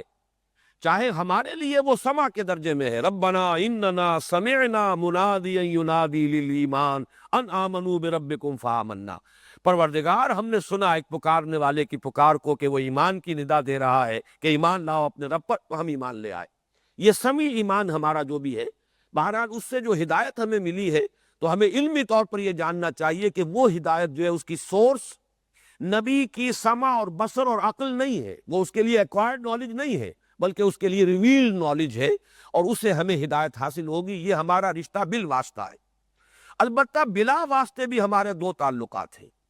پہلا تعلق یہ ہے کہ اللہ کے جو نیک بندے ہوتے ہیں، نیک سرشت لوگ، اور یہ معاملہ صرف اہل ایمان کے ساتھ نہیں ہے، اگرچہ کسی شخص کا تعلق جو ہے ایمان کے ساتھ کسی سبب سے قائم نہیں ہو سکا، اس تک دین کا پیغام نہیں پہنچایا جا سکا، یا اس پر انکشاف نہیں ہوا کسی وجہ سے، لیکن ہے نیک سرشت انسان، تو اس تک بھی اللہ تعالیٰ کی طرف سے یہ جو جس کو ہم الہام کہتے ہیں اور القاء کہتے ہیں اور کشف کہتے ہیں، اس قسم کی چیزیں اسے بھی ملتی رہتی ہیں، اور اس سے جو اہل ایمان ہے ان کو بشارت ملتی ہے، ان کو اس سے تسکین قلبی، طمانینت قلب جسے ہم کہتے ہیں، الا بذکر اللہ تطمئن القلوب، وہ در حقیقت اسی علم بالقلب کا در حقیقت جو ہے وہ ثمرہ ہے جو انسان کو حاصل ہوتا ہے۔ اور تیسری اور اہم ترین شے جو ہے وہ یہ ہے کہ ایمان کے جو ایک عام آدمی کے لیے سمعی شے ہے، سنی ہوئی شے ہے، جو اسے نبی کے یا نبی کے اور کے بعد اس کے امت کے ذریعے سے، اس کے مبلغین کے ذریعے سے جو بات اس کے کانوں تک پہنچتی ہے، یہ سمعی ایمان قلبی یقین کی شکل اختیار تبھی کرتا ہے جبکہ قلب جو ہے وہ اس کی تصدیق کرے۔ اسی لیے وہ ایمان مجمل کے الفاظ میں یہ جو اصطلاح آئی ہے، اقرار باللسان و تصدیق بالقلب، یہ تصدیق قلبی اگر نہیں ہے تو پھر یہ صرف قول ہی قول ہے، یہ ہمارا ایک ڈوگما ہے، ہمارا ایک عقیدہ ہے، یہ ہمارا وہ جو ہماری فیکلٹی ہے علم بالقلب،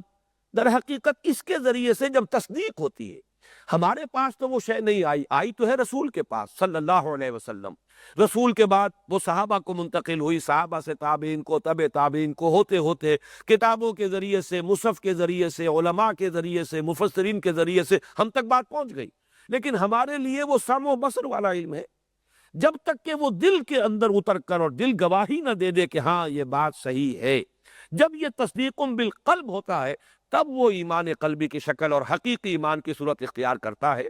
اس اعتبار سے یہ نہ سمجھیے کہ ہمارا کوئی رشتہ نہیں ہے، ہمیں بھی جو یقین کی جو کیفیت ہے وہ حاصل ہوگی تو وہ علم بالقلب کے ذریعے سے ہوگی۔ اسی کو علامہ اقبال نے اس دور میں جس خوبصورتی سے بیان کیا ہے، شعر میں بھی وہ میں آپ کو سنانا چاہتا ہوں۔ واقعہ ہے کہ کبھی کبھی مجھے حیرت ہوتی ہے کہ یہ شخص کس مقام پر ہوتا تھا اور کہاں سے بات کرتا تھا، کہاں تک اس کی رسائی تھی۔ فکر انسان پر تیری ہستی سے یہ روشن ہوا ہے پرے مرغ تخیل کی رسائی تا کجا. یہ اقبال نے غالب کے بارے میں کہا ہے، لیکن میں یہ سمجھتا ہوں کہ کہیں زیادہ اس کا صحیح انطباق اور اطلاق خود اقبال پر ہے. فلسفے کی زبان میں انہوں نے اس کو اپنے ریکنسٹرکشن والے خطبات میں بیان کیا ہے انٹرنل ایکسپیرینس. کیا جیسے ہمارا ایکسٹرنل ایکسپیرینس ہے، ایکسٹرنل ایکسپیرینس کے لیے ذریعہ کیا ہے؟ کان ہے، ناک ہے، چھونا ہے، چکھنا ہے، دیکھنا ہے، آنکھ ہے، سمع ہے، بصر ہے. یہ ہمارا ایکسٹرنل ایکسپیرینس ہے. اقبال نے اس بات کیا ہے کہ اتنا ہی قابل اعتماد، بلکہ اس سے کہیں زیادہ قابل اعتماد جو ہے وہ انٹرنل ایکسپیرینس ہے. یہ تجربہ باطنی جو ہے یہ ہے اصل روح. اور در حقیقت ایمان انسان کا بنتا ہی تب ہے جبکہ وہ تجربہ باطنی کے ساتھ اس کی ہم آہنگی ہو جائے. بلکہ آج میں جب یہ سوچ رہا تھا تو ایک تمثیل ایسی ذہن میں آئی کہ جیسے بجلی کے دو تار ہوتے ہیں، پازیٹیو اور نیگیٹو. تو یوں سمجھیے کہ ایک علم ہمارے ہاں ہماری آنکھوں اور کانوں سے اور عقل سے ہو کر اندر اتر رہا ہے، اور دوسرا علم وہ ہے کہ جو قلب کے اوپر وارد ہو رہا ہے. جہاں ان دونوں کا کنیکشن ملے گا تب در حقیقت وہ جو کرنٹ ہے ایمان کا وہ رواں ہوگا. اور حقیقت میں وہ ایک لیونگ فورس، جس کو میں کہوں زندہ ایمان، لیونگ کنوکشن،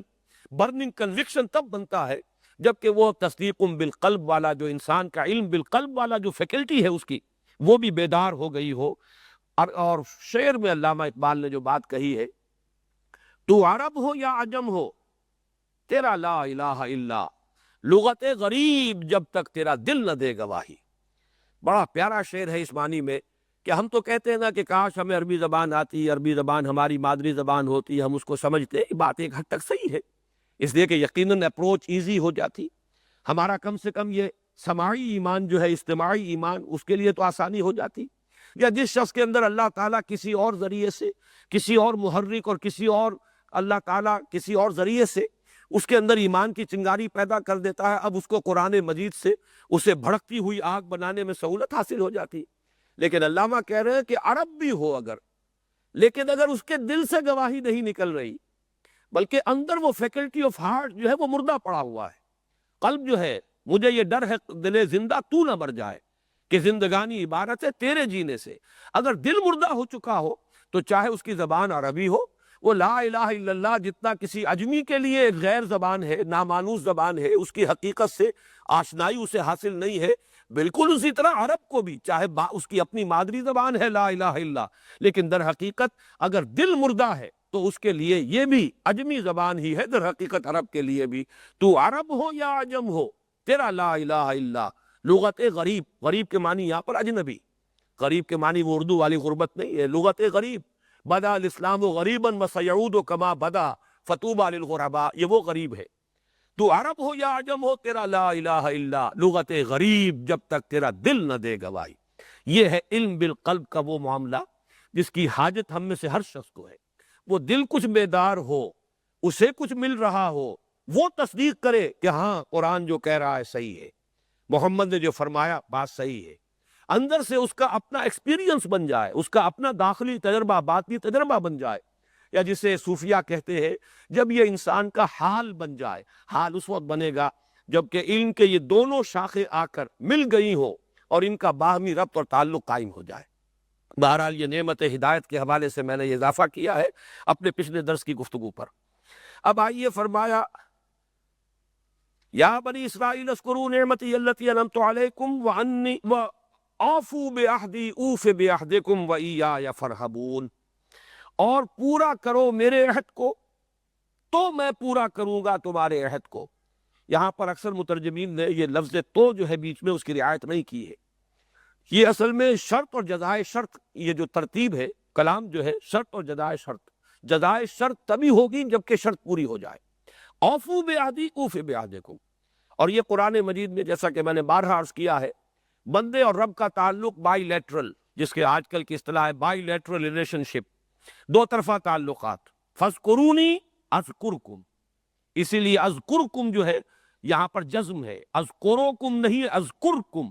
مجزوم اسی لیے ہے اس لیے کہ یہ جزائے شرط ہے. تم مجھے یاد رکھو گے تو میں تمہیں یاد رکھوں گا. ان تنصروا اللہ ینصرکم، اگر تم اللہ کی مدد کرو گے تو اللہ تمہاری مدد کرے گا. گویا کہ یہ چیزیں جو ہے انٹر ڈیپینڈنٹ ہے. تم اللہ کی مدد کرو گے اللہ تمہاری مدد کرے گا، تم اللہ کو یاد رکھو گے اللہ تمہیں یاد رکھے گا، تم اللہ کی طرف چل کر آؤ گے تو اللہ تمہاری طرف دوڑ کر آئے گا. تم اللہ کی طرف بارش بربڑو گے، اللہ تمہاری طرف ہاتھ بربڑے گا. لیکن یہ کہ ہوگا بائی لیٹرل معاملہ. بالکل وہی یہاں پر ہے، وہ اوفو بعہدی اوف بعہدکم، تم میرا عہد پورا کرو. ظاہر بات ہے کہ عہد کا لفظ یہاں پر آیا ہے، مراد کیا ہے؟ معاہدہ ہے. معاہدہ دو فریقوں کے مابین ہوتا ہے، اس کے دو اسپیکٹس ہیں، اور ظاہر بات ہے کہ دوسرا فریق جو ہے وہ تبھی پابند ہوگا معاہدے کو پورا کرنے پر جبکہ پہلے فریق نے اپنے حصے کا عہد پورا کر دیا. تو پورا کرو میرے عہد کو تو میں پورا کروں گا تمہارے عہد کو. اس سے مراد کیا ہے؟ عہد کون سا ہے؟ عہد میں اگر اس کو عام لیا جائے تو ایک تو عہد الست ہے جو تمام انسان کر کے آئے ہیں،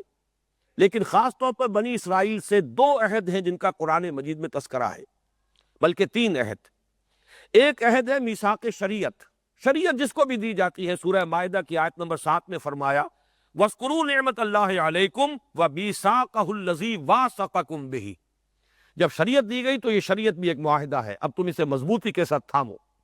جیسے کہ آیا بھی ہے خُذُوا مَا آتَيْنَاكُمْ بِقُوَّةٍ وَاذْكُرُوا مَا فِيهِ. اب اس کو مضبوطی کے ساتھ تھامو اور یاد رکھو جو کچھ اس میں لکھا ہوا ہے. جب کتاب دی گئی، شریعت دی گئی. اسی طرح ایک میثاق وہ ہے، ایک عہد وہ ہے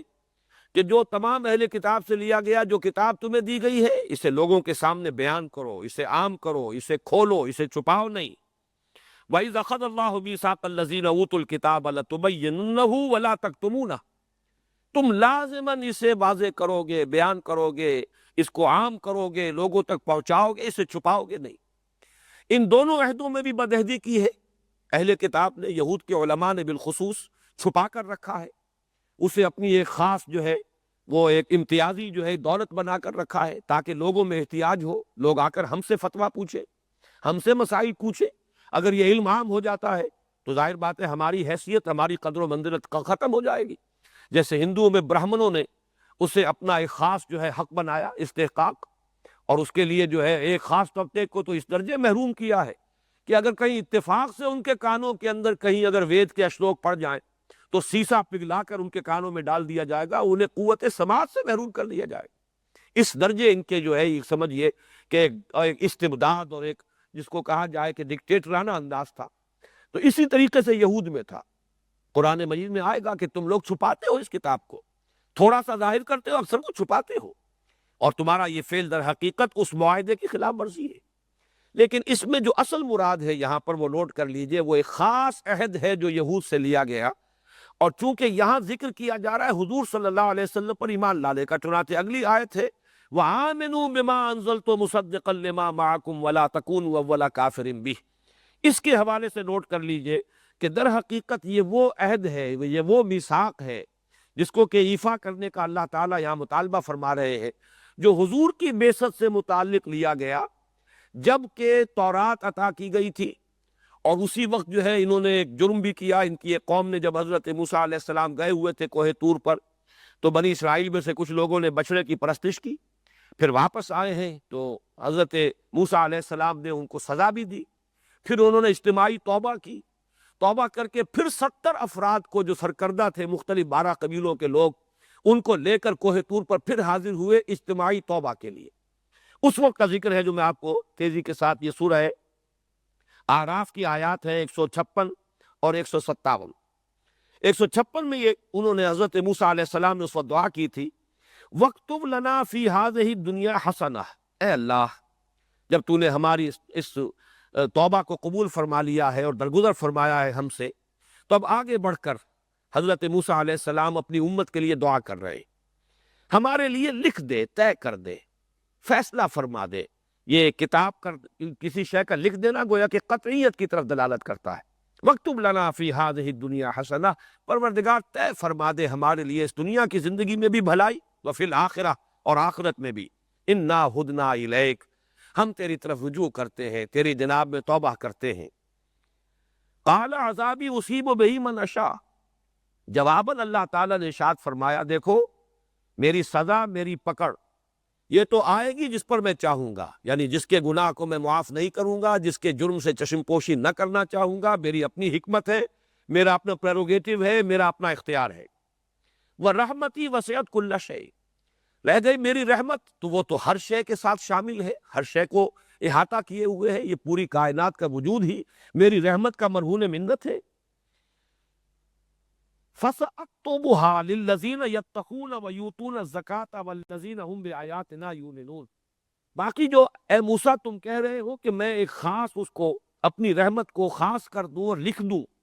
کسی کے لیے طے کر دوں، تو وہ طے ہوگی کسی نسل کے لیے نہیں، بلکہ ان لوگوں کے لیے جن کے اندر یہ اوصاف ہوں۔ للذین یتقون فساکتبھا، میں لکھ دوں گا، طے کر دوں گا، معین کر دوں گا اسے ان لوگوں کے حق میں جو تقویٰ کی روش اختیار کریں گے، وَيُؤْتُونَ الزَّكَاةَ وَالَّذِينَ هُمْ بِآيَاتِنَا يُؤْمِنُونَ، اور زکوٰۃ ادا کریں گے اور ہماری آیات پر یقین رکھیں گے۔ اب اصل بات آ رہی ہے، الذین یتبعون الرسول النبی الامی الذی یجدونہ مکتوبا عندہم فی التوراۃ والانجیل، وہ کہ جو پیروی کریں گے ہمارے اس رسول نبی امی کی جسے وہ پائیں گے لکھا ہوا، یعنی جس کی پیشن گوئیاں وہ پائیں گے لکھی ہوئی اپنے پاس، تورات میں بھی انجیل میں بھی۔ یامرہم بالمعروف وینہاہم عن المنکر، وہ انہیں نیکی کا حکم دے گا، بھلائی کا حکم دے گا، برائیوں سے روکے گا۔ وَيُحِلُّ لَهُمُ الطَّيِّبَاتِ وَيُحَرِّمُ عَلَيْهِمُ الْخَبَائِثَ، اور تمام پاکیزہ چیزیں ان کے لیے حلال ٹھہرائے گا اور تمام خبیث چیزیں، ناپاک چیزیں ان پر حرام کر دے گا۔ وَيَضَعُ عَنْهُمْ إِصْرَهُمْ وَالْأَغْلَالَ الَّتِي كَانَتْ عَلَيْهِمْ، اور ان پر جو بوجھ پڑے ہوئے ہوں گے رسومات کے، بدعات کے، خام خواہ کی جو انہوں نے رسمیں ایجاد کر لی ہوں گی، ان کے بوجھ سے انہیں نجات دلائے گا۔ جو انہوں نے طوق اپنے گلوں میں خود ڈال لیے ہوں گے ان سے آزادی عطا فرمائے گا۔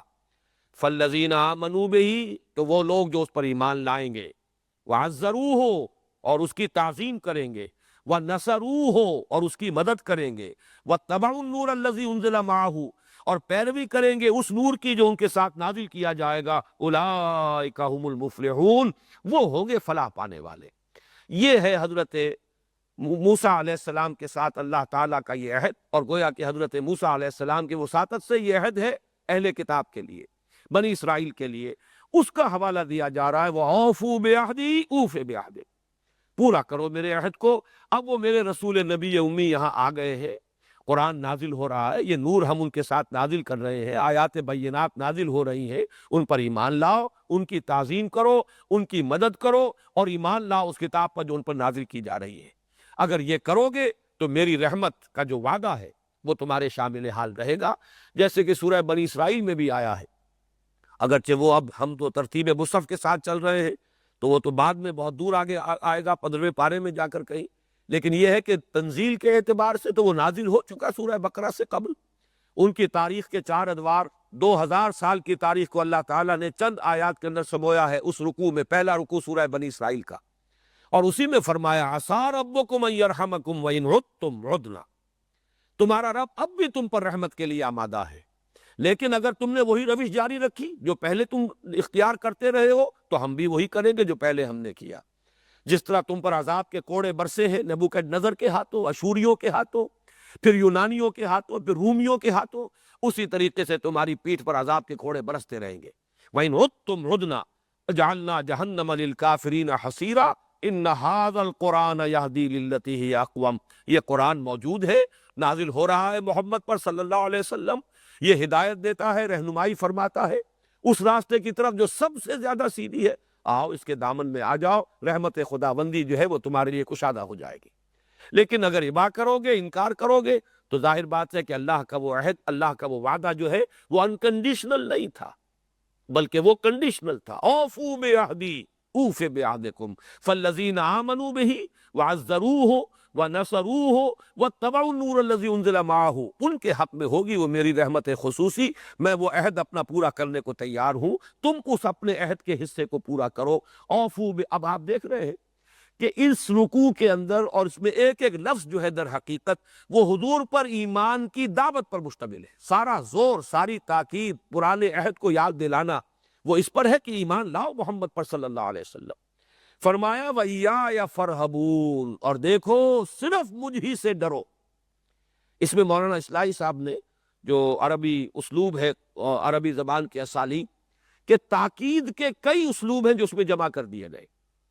ایک تو یہ کہ ایایا، جیسے کہ ہم سورہ فاتحہ میں پڑھ چکے ہیں، یہ پہلے لے آنا مفعول کو نعبدو کا کی بجائے ایاکا نعبدو، یہ بھی ایک تاکید کے لیے اور حصر کا مضمون ہے اور تاکید بھی ہے۔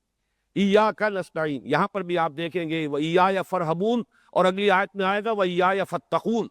یہاں پر بھی اس کا حصر کیا جا رہا، صرف مجھ سے ڈرو، صرف میرا تقوی اختیار کرو۔ اور مزید یہ کہ مفعول کو پہلے لے آیا جائے تو تاکید ہے، فا کا کلمہ اضافہ کیا گیا، وَإِيَّايَ فَارْهَبُونَ، فا کے ذریعے سے مزید تاکید۔ یہ کہ فرحبون ایایا میں موجود ہے، صرف میری ہی، مجھ ہی سے ڈرو، لیکن فرحبونی یہ در حقیقت نون کے نیچے جو زیر ہے یہ فرحبونی ہے، جس کی کہ یا جو ہے ساقط ہو گئی ہے، نون کا زیر جو ہے وہ ظاہر کر رہا ہے، فرحبون، تو پس صرف میری ہی، میرا ہی رہب، میرا ہی خوف یہ تمہارے اندر ہونا چاہیے۔ یہ اس قدر زور کیوں دیا جا رہا ہے کہ انسان جو ہے بہت سی چیزوں کے اندیشے محسوس کرتا ہے، میں اور اندیشہ ہائے دور و دراز، ہماری حیثیت ختم ہو جائے گی، محمد کی تصدیق کر دیں گے تو ہماری جو امتیازی شان تھی بنی اسرائیل کی وہ ختم ہو جائے گی، ہم اگر محمد کے ہاتھ میں ہاتھ دے دیں صلی اللہ علیہ وسلم تو جو سیادت چودراہٹ ہمیں حاصل تھی خود اپنی قوم میں وہ بھی ختم، اور پھر یہ کہ دوسروں میں جو قیادت اور سیادت کا سکہ ہمارا چل رہا ہے، اوس اور خزرج جو ہے وہ بھی ہم سے مرعوب ہے اور وہ بھی ہمیں ہی تسلیم کرتے ہیں بالا دست، وہ بھی بات ختم ہو جائے گی۔ تو یہ تمام جو دنیاوی مفادات اور حیثیت اور وجاہت اور چودراہٹ اور اقتدار، یہ ہے کہ انسان ڈرتا ہے کہ یہ چیزیں مجھ سے جاتی نہ رہے، چھن نہ جائیں، یہ تمام اندیشے، میں اور اندیشہ ہائے دور دراز، اگرچہ حقیقت منکشف ہو چکی، دل گواہی دے چکا کہ یہ حق ہے، فرمایا ان تمام خدشات کو دل سے نکال دو، ان میں سے کسی اندیشے کو اپنے قریب مت آنے دو، تم پر تو بس خوف ہونا چاہیے صرف میرا، میری پکڑ کا، میرے عذاب کا، میرے عہد کی خلاف ورزی کرو گے تو پھر اللہ تعالیٰ کی طرف سے جو عذاب آئے گا اس سے ڈرو۔ وہی آیا فرحبون، اب وہ اگلی آیت آ گئی، وَآمِنُوا بِمَا أَنزَلْتُ مُصَدِّقًا لِمَا مَعَكُمْ وَلَا تَكُونُوا أَوَّلَ كَافِرٍ بِهِ، اور ایمان لاؤ اس پر جو میں نے نازل کیا۔ یہ جہاں پر انزلنا بھی آتا ہے، انزلتو بھی آتا ہے، یہاں آپ دیکھ رہے ہیں کہ واحد کے ضمیر کے صیغے آ رہے ہیں، یا بنی اسرائیل اذکروا نعمتی التی انعمت علیکم وآمنوا بما انزلت مصدقا، اس میں بہت زیادہ زور ہو جاتا ہے، جہاں جمع کا صیغہ آتا ہے اس میں عظمت ہے، تعظیم ہے، ہم، لیکن جہاں میں آتا ہے اس میں تاکید ہوتی ہے، زور زیادہ اس میں ہے، جو میں نے نازل کیا ہے، وآمنوا بما انزلت مصدقا لما معکم، جو میں نے اتارا ہے تم تصدیق کرتے ہوئے اس کی جو تمہارے ساتھ ہے۔ اس کے دو مفہوم ہیں، ایک عام مفہوم تو یہ سمجھا گیا ہے، اکثر لوگوں نے لیا ہے کہ چونکہ قرآن تصدیق کرتا ہے تورات کی، کہ تورات اللہ کی کتاب تھی، ٹھیک ہے، اس میں تحریف ہو گئی، غلطیاں ہو گئی، کچھ حصے گم ہو گئے، کچھ اس کے اندر لفظی تحریف ہو گئی، کوئی معنوی تحریف ہو گئی، یہ علیحدہ بات ہے، لیکن تورات منزل من اللہ، اللہ کی طرف سے عطا کردہ کتاب تھی، انجیل اللہ تعالیٰ کی عطا کردہ کتاب، زبور اللہ کی عطا کردہ کتاب، تو گویا کہ قرآن تصدیق کرتے ہوئے آیا ہے، تورات کی بھی، انجیل کی بھی، اور زبور کی بھی، اور مختلف صحیفوں کی، صحف ابراہیم و موسیٰ۔ تو یہ تو ہوا قرآن کی تصدیق، سابقہ کتب کی جو تصدیق قرآن کر رہا ہے، لیکن یہ کہ ایک دوسرا مفہوم جس کی طرف خاص طور پر مولانا فراہی رحمۃ اللہ علیہ نے زیادہ توجہ دلائی ہے، اور وہ بہت گہرا مفہوم ہے، کہ در حقیقت قرآن مصداق بن کر آیا ہے ان پیشین گوئیوں کی جو ان کی کتابوں میں موجود ہے۔ اگر تورات میں پیشین گوئی تھی تو وہ پیشین گوئی ابھی منتظر تھی اپنی تصدیق کی، کہ اس پیشین گوئی کا مصداق بن کر قرآن آئے۔ اگر تورات میں پیشین گوئی تھی ایک نبی آخر الزماں کی، تو وہ پیشین گوئی جو ہے بھی تشنہ تھی جب تک کہ وہ نبی آخر الزمان آ نہ جائے۔ تو گویا کہ حضور کی بعثت اور قرآن کا نزول اس اعتبار سے مصداق بن کر آیا ہے ان پیشین گوئیوں کا کہ جو تورات اور انجیل میں موجود تھی۔ یہ گہرا مفہوم بھی ہے اور بہت اس کے اندر بلاغت کا پہلو موجود ہے، چنانچہ وہ جو کتاب استثناء کی پیشین گوئی کئی مرتبہ میں بیان کر چکا ہوں کہ میں ان کے لیے، ان کے بھائیوں میں سے تیرے مانند ایک نبی اٹھاؤں گا۔ اب خطاب یہاں حضرت موسیٰ سے ہو رہا ہے، کتاب استثناء ڈیوٹرانومی، اس کی 15 سے 18 تک کی یہ آیات ہے،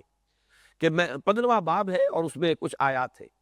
میں ان کے لیے، ان کے بھائیوں میں سے، اب ظاہر بات ہے کہ جو تمام انبیاء بنی اسرائیل ہیں وہ تو بنی اسرائیل ہی میں سے ہیں، ان کے بھائیوں میں سے تو نہ ہوئے، بنی اسرائیل کے بھائی ہوئے بنی اسماعیل جو کزنز ہیں، حضرت اسماعیل اور حضرت اسحاق دو بھائی ہیں، حضرت اسحاق کی نسل چلی آ رہی ہے یہ بنی اسرائیل، حضرت اسماعیل کی نسل چلی آ رہی ہے یہ بنو اسماعیل کے جو عرب میں آباد ہوئے، ان میں سے حضور صلی اللہ علیہ وسلم۔ تو گویا کہ میں ان کے لیے، ان کے بھائیوں میں سے ایک نبی تمہارے مانند اٹھاؤں گا۔ ظاہر ہے کہ اس میں حضرت موسیٰ علیہ السلام کے بعد جتنے انبیاء آئے ہیں وہ اس اعتبار سے موسیٰ کے مانند نہیں ہے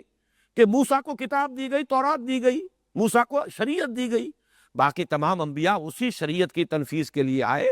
اسی کی وضاحت کے لیے آئے، وہی کتاب، وہی اس کی توضیح، اسی کی تنفیذ، اسی کے احکام کو جو ہے بیان کرنا،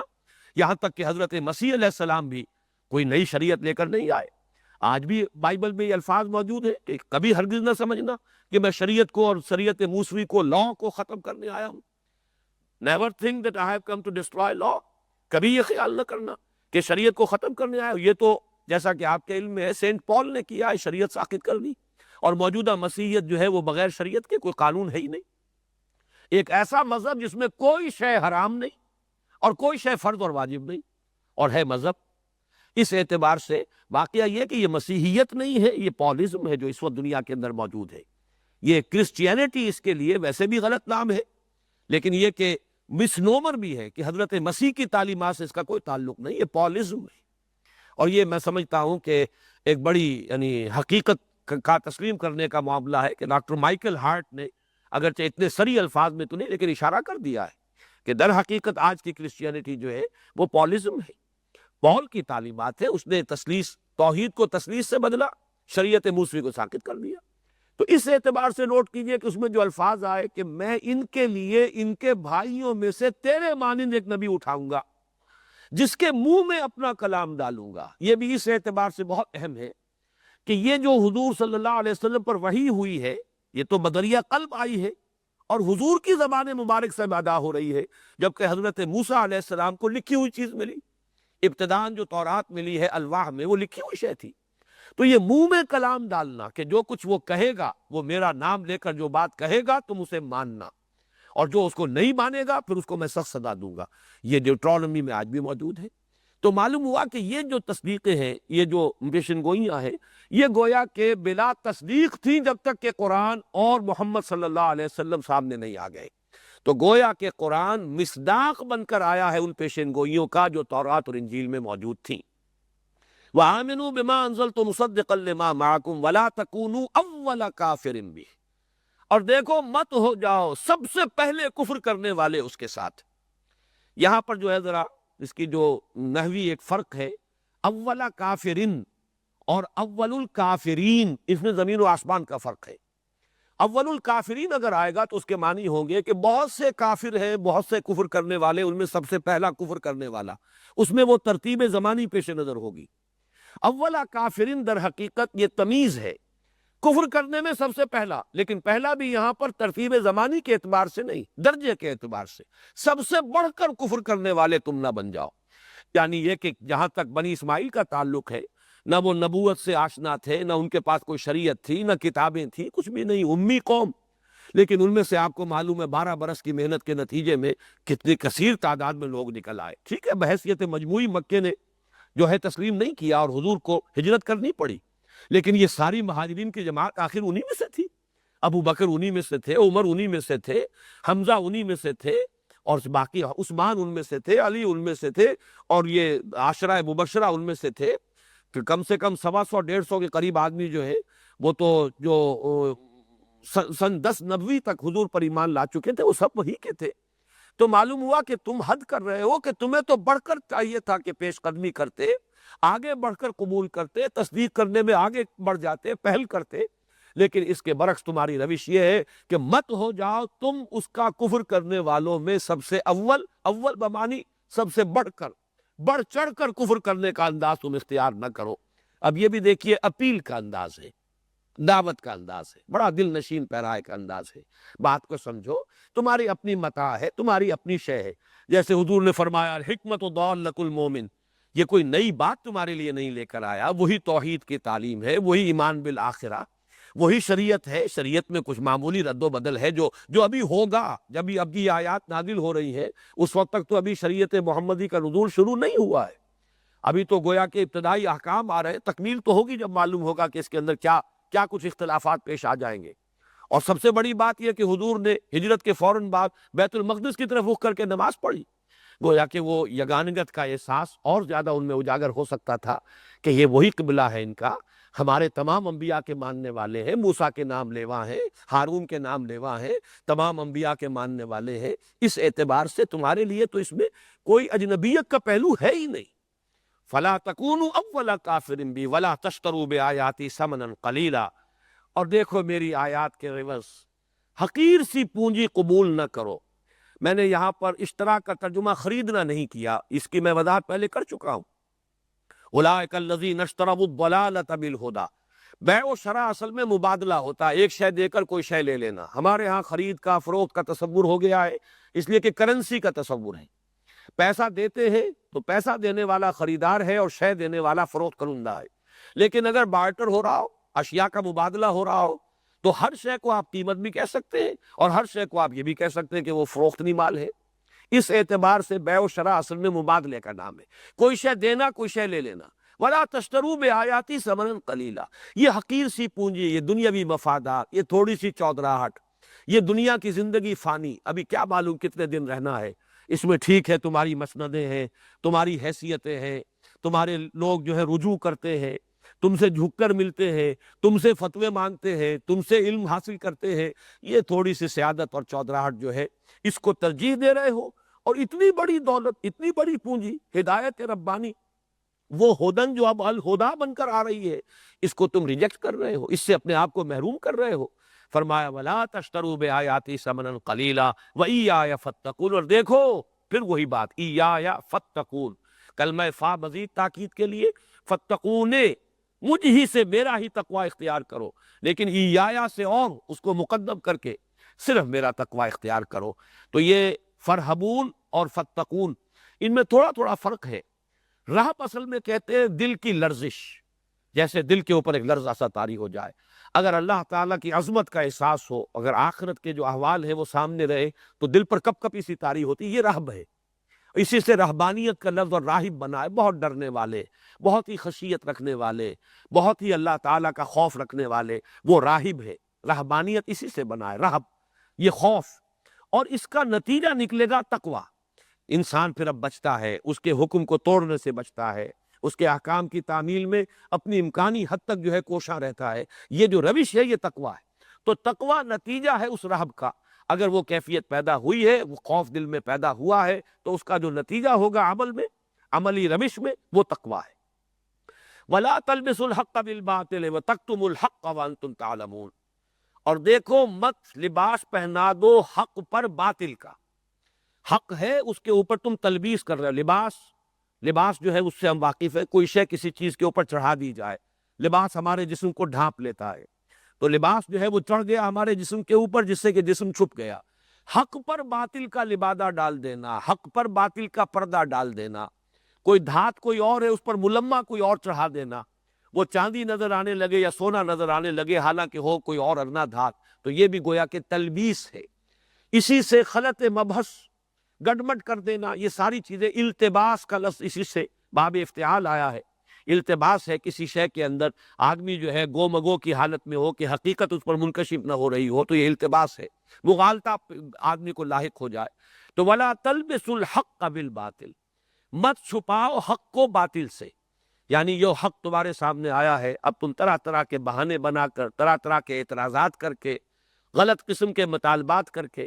جیسے ایک مسئلہ ایک آیا ہے کہ ہم سے تو عہد لیا تھا اللہ تعالیٰ نے کہ ہم کسی نبی کی تصدیق نہیں کریں گے جب تک کہ وہ ایسی قربانی پیش نہ کرے کہ جو آسمان سے آگ اتر کر اس قربانی کو بھسم کر دے۔ یہ انسان کے عہد طفولیت کے، جبکہ ابھی انسان عہد طفولیت میں تھا، اس دور کی باتیں ہیں، جبکہ انسان محتاج تھا کہ حصی معجزات قدم قدم پر دکھائے جائیں، تو کسی کے نظر اور کسی کی قربانی کی قبولیت کے لیے اللہ تعالیٰ نے یہ شکل رکھی تھی کہ اسے معلوم ہو جائے کہ میری یہ نظر یا قربانی جو ہے قبول ہو گئی بارگاہ خدابندی میں، آسمان سے ایک آگ شعلہ سا اترتا تھا، بھسم کر دیتا۔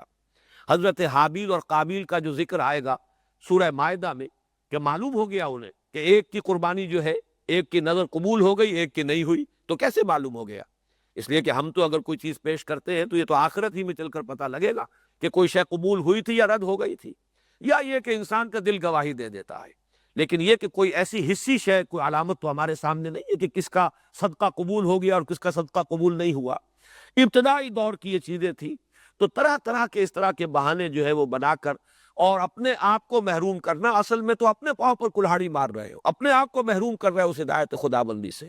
وَلَا تَلْبِسُوا الْحَقَّ بِالْبَاطِلِ وَتَكْتُمُوا الْحَقَّ، یہاں پر بھی لا محذوف ہے، وَلَا تَكْتُمُوا الْحَقَّ،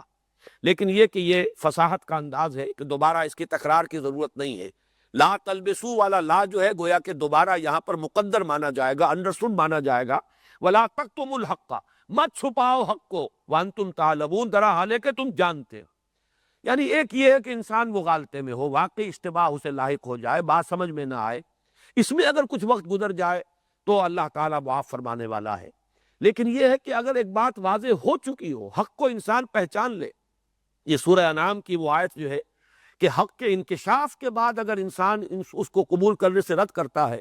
تو اس کی سزا جو ملتی ہے وہ نقلب افئدتہم وابصارہم کما لم یؤمنوا بہ اول مرہ، ہم ان کے دلوں کو بھی الٹ دیں گے، ان کے نگاہوں کو بھی پھیر دیں گے، اس لیے کہ وہ پہلی مرتبہ جب حق منکشف ہوا وہ اس پر ایمان نہیں لائے۔ دل نے گواہی دے دی، وہی پھر شعر میں سنا رہا ہوں،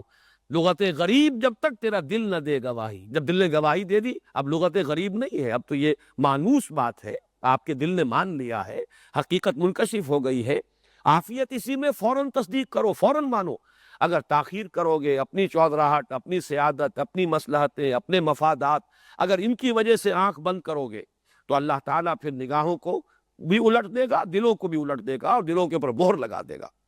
تو فرمایا وَأَنْتُمْ تَعْلَمُونَ، جانتے بوجھتے یہ نہ کرو، مغالطے میں ہو جائے، غلط فہمی میں ہو جائے تو اللہ تعالیٰ معاف فرمانے والا ہے اور غلط فہمیاں رفع فرما دیتا ہے۔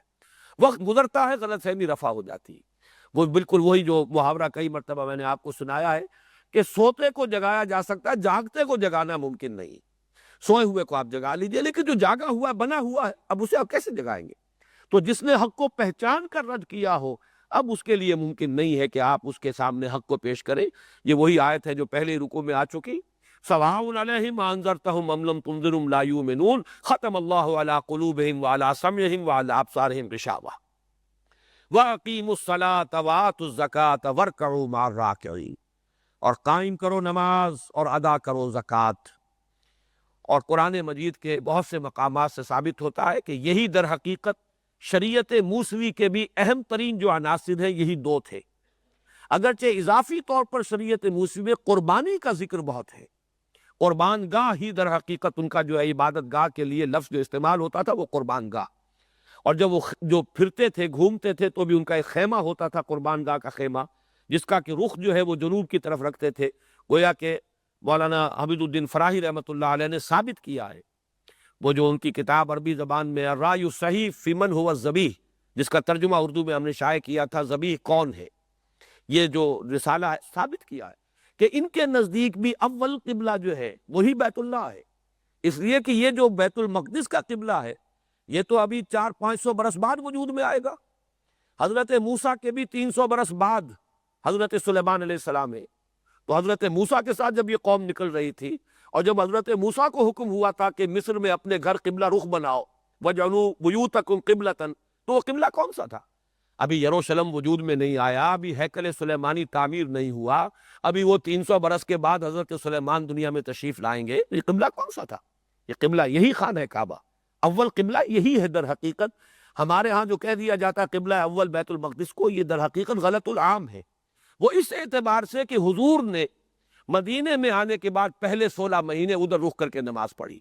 یا یہ کہ حضور سے قبل بنی اسرائیل کا قبلہ جو حضرت سلیمان علیہ السلام کے بعد سے لے کر حضور تک یہ گویا کہ بیت المقدس بن گیا تھا، ورنہ یہ کہ اولین قبلہ جو ہے وہ تو وہی ہے، دنیا کے بت قدوں میں پہلا وہ گھر خدا کا وہی ہے، ان اول بیت وضع للناس للذی ببکہ، پہلا گھر جو بنا ہے وہ وہی ہے۔ اور میرے نزدیک رائے صحیح یہی ہے کہ حضرت آدم اس کے معمار ہیں، حضرت ابراہیم معمار ثانی ہے، وہ عمارت گر گئی تھی، امتداد زمانہ سے، سیلابوں سے ختم ہو گئی تھی، پھر اس کی جگہ جو ہے معین کر کے اللہ تعالیٰ نے حضرت ابراہیم کو بتائی ہے، اور پھر اس پر اذ یرفع ابراہیم القواعد من البیت و اسماعیل، بنیادیں وہی تھی، قواعد وہی تھے جو حضرت آدم علیہ السلام کی تعمیر کے تھے، ان کو دوبارہ اٹھایا ہے، بلند کیا حضرت ابراہیم اور حضرت اسماعیل علیہ السلام نے۔ یہ اسی پہلے پارے ہی میں انشاءاللہ تعالی 15ویں رکوع ہی میں یہ آیت آ جائے گی۔ بہرحال فرمایا وَأَقِیمُوا الصَّلَاةَ وَآتُوا الزَّکَاةَ، قائم رکھو نماز۔ یہاں نوٹ کر لیجئے اقامت کا لفظ آیا ہے، نماز قائم رکھنا، اور یہ پہلے رکوع میں بھی آ چکا تھا، الذین یقیمون الصلاۃ ومما رزقناہم ینفقون۔ یہاں پر مما رزقناہم ینفقون کی بجائے اب اصطلاح آئی ہے آتوا الزکاۃ، زکوٰۃ ادا کرو۔ یہ زکوٰۃ جو ہے مکی دور میں تو یہ عام لفظ تھا، تزکیہ نفس کے لیے انسان جو خرچ کرے، غریبوں کی امداد ہے، اللہ کے دین کے لیے خرچ کرنا ہے، جو بھی ہے وہ گویا کہ زکوٰۃ ہے۔ لیکن مدنی دور میں آ کر اب زکوٰۃ کا لفظ معین ہو گیا ہے ان صدقات واجبہ، جو یہ صدقہ ہے کہ جو ایک خاص نصاب کے اگر مالک انسان ہے تو اس سے اوپر اگر گیا ہے تو اس کو وہ ایک خاص حساب سے، خاص شرح سے دینا ہے، وہ عبادت معین ہو گئی زکوٰۃ۔ فرمایا اقیموا الصلاۃ وآتوا الزکاۃ، اب نماز قائم کرو، زکوٰۃ ادا کرو۔ اور اس کے اگلا ٹکڑا اہم تر ہے وَارْكَعُوا مَعَ الرَّاكِعِينَ، جھک جاؤ جھکنے والوں کے ساتھ۔ یہاں اشارہ ہو رہا ہے مسلمانوں کی جانب، تمہاری نگاہوں کے سامنے ہے محمد اور ان کے ساتھی صلی اللہ علیہ وسلم، انہوں نے صلاۃ کو بھی زندہ کر دیا ہے اور زکوٰۃ کو بھی زندہ کر دیا ہے۔ صلاۃ تو انہوں نے تقریباً گم کر دی تھی، چنانچہ ان کے ہاں جو تفصیلی ان کے احکام آتے ہیں ان میں نماز کا ذکر بہت کم ہے۔ سجدہ تو تقریباً ختم کر دیا تھا، ان کی نماز سے سجدہ نکل گیا تھا، جیسے عیسائیوں کے ہاں بھی آپ کو معلوم سجدے نام کی شے سے وہ واقف نہیں، گھٹنا زمین پر ٹیک دیتے، بس یہی ان کا ہے، نیلنگ ڈاؤن والی بات ہے، اس سے آگے سجدہ جو ہے یہ تو ان کی نماز سے خارج ہو چکا۔ یہ بھی اصل میں وہ تکبر اور تمرد جو ہے کہ انسان اس کیفیت تک جانے کے لیے آسانی سے تیار نہیں ہوتا، لہذا یہ چیز ان کے ہاں سے خارج ہو چکی تھی۔ اور جیسے کہ سورہ مریم میں بھی آیا ہے اضاعوا الصلاۃ واتبعوا الشہوات، نماز کو انہوں نے ضائع کر دیا اور خواہشات کی پیروی میں پڑ گئے۔ تو اب گویا کہ کہا جا رہا ہے کہ تمہارے دین کی تجدید ہو رہی ہے، اس لیے کہ موسیٰ سے پہلی وحی میں بھی اللہ نے یہی فرمایا تھا، انی انا اللہ لا الہ الا انا فاعبدنی واقم الصلاۃ لذکری، نماز کو قائم رکھو میری یاد کے لیے۔ پہلی وحی ہے، پہلا مکالمہ ہے، پہلا ہے اللہ تعالیٰ کے ساتھ ہم کلامی کا شرف جو حاصل ہو رہا ہے، اننی انا اللہ لا الہ الا انا فاعبدنی واقم الصلاۃ لذکری۔ تو فرمایا یہ تمہارے اپنے دین کی تجدید ہے جو ہو رہی ہے، یہ کوئی تمہارے لیے اجنبی شے نہیں ہے، یہ کوئی غیر شے نہیں ہے، یہ کوئی باہر کی شے نہیں ہے، یہ غیروں کی بات نہیں ہے، تمہارے اپنے گھر کی بات ہے۔ وہی زکوٰۃ اور وہی نماز جس کو تم گم کر چکے ہو اس کی تجدید ہو رہی ہے۔ اور دیکھو تصویر لفظی ہے وَارْكَعُوا مَعَ الرَّاكِعِينَ، گویا کہ انسان کو کوئی جھجک بھی ہوتی ہے، اگر کچھ لوگ اس کام کو کر رہے ہوں تو انسان میں آسانی پیدا ہو جاتی ہے کہ وہ بھی ان کے ساتھ شامل ہو جائے۔ اب جھک جاؤ جھکنے والوں کے ساتھ، رکوع کرو رکوع کرنے والوں کے ساتھ، محمد اور ان کے ساتھی صلی اللہ علیہ وسلم، محمد الرسول اللہ والذین معہ صلی اللہ علیہ وسلم ورضی اللہ تعالیٰ عنہم اجمعین تمہارے سامنے ہے، جھکو ان کے ساتھ، جھکو ان کے ساتھ شامل ہو جاؤ۔ اتامرون الناس بالبر وتنسون انفسکم وانتم تتلون الکتاب افلا تعقلون، کیا تم لوگوں کو تو حکم دیتے ہو نیکی کا اور بھول جاتے ہو اپنے آپ کو، اور تم پڑھتے ہو کتاب، تلاوت کرتے ہو کتاب، افلا تعقلون، تو کیا تم عقل سے کام نہیں لیتے؟ یہاں ایک بات نوٹ کر لیجئے گا، آگے چل کر یہ مضامین اسی سورہ مبارکہ میں، اسی سلسلہ مضامین میں یہ بات واضح ہو جائے گی کہ اہل کتاب میں بھی بالکل اسی طریقے سے دو طبقات ہو گئے تھے جیسے آج مسلمانوں میں، بالخصوص جو غیر عرب مسلمان ہیں ان میں یہ دو طبقات بہت نمایاں ہیں۔ ایک طبقہ ہے قدر قلیل ہے، آٹے میں نمک کے برابر ہے، صاحب علم وہ ہے، عربی پڑھی ہے، صرف نحو پڑھی ہے، قرآن پڑھا ہے، ترجمہ جانتے ہیں، حدیث پڑھی ہے، احکام شریعت سے واقف، وہ ایک طبقہ ہے قدر قلیل، آٹے میں نمک کے برابر، اور وہ بدقسمتی سے اب اس نے ایک پیشے کی شکل اختیار کر لی۔ دوسرے ہیں وہ امیین، جن کو کہ کوئی نہ معلوم ہے دین ہے کس شے کا، نہ وہ تو محتاج ہے اس کے کہ جو انہیں وہ طبقہ بتا دے جس سے بھی انہیں کوئی حسن ظن ہے، یا جس فرقے میں بھی وہ پیدا ہو گئے ہیں اس فرقے کے علماء اور اس کے جو بھی حضرات ہیں، مفتی حضرات جو کہہ دیں گے وہ اس کے پابندی کرنے پر مجبور ہیں۔ یہ دو طبقات میں سے زیادہ بڑا جرم جو ہے وہ اہل علم کا ہے، وہ ہے جو گمراہ ہوتے ہیں اور گمراہ کرتے ہیں۔ ضلوا فاضلوا، وہ گمراہ ہوئے اور انہوں نے گمراہ کیا، اس لیے کہ یہ عوام تو کل انعام، اور ان کی جو کمزوری ہے، ان کی جو مجبوری ہے، اس کی بنا پر شاید ان کے لیے کوئی عذر اللہ کے ہاں ہو سکے۔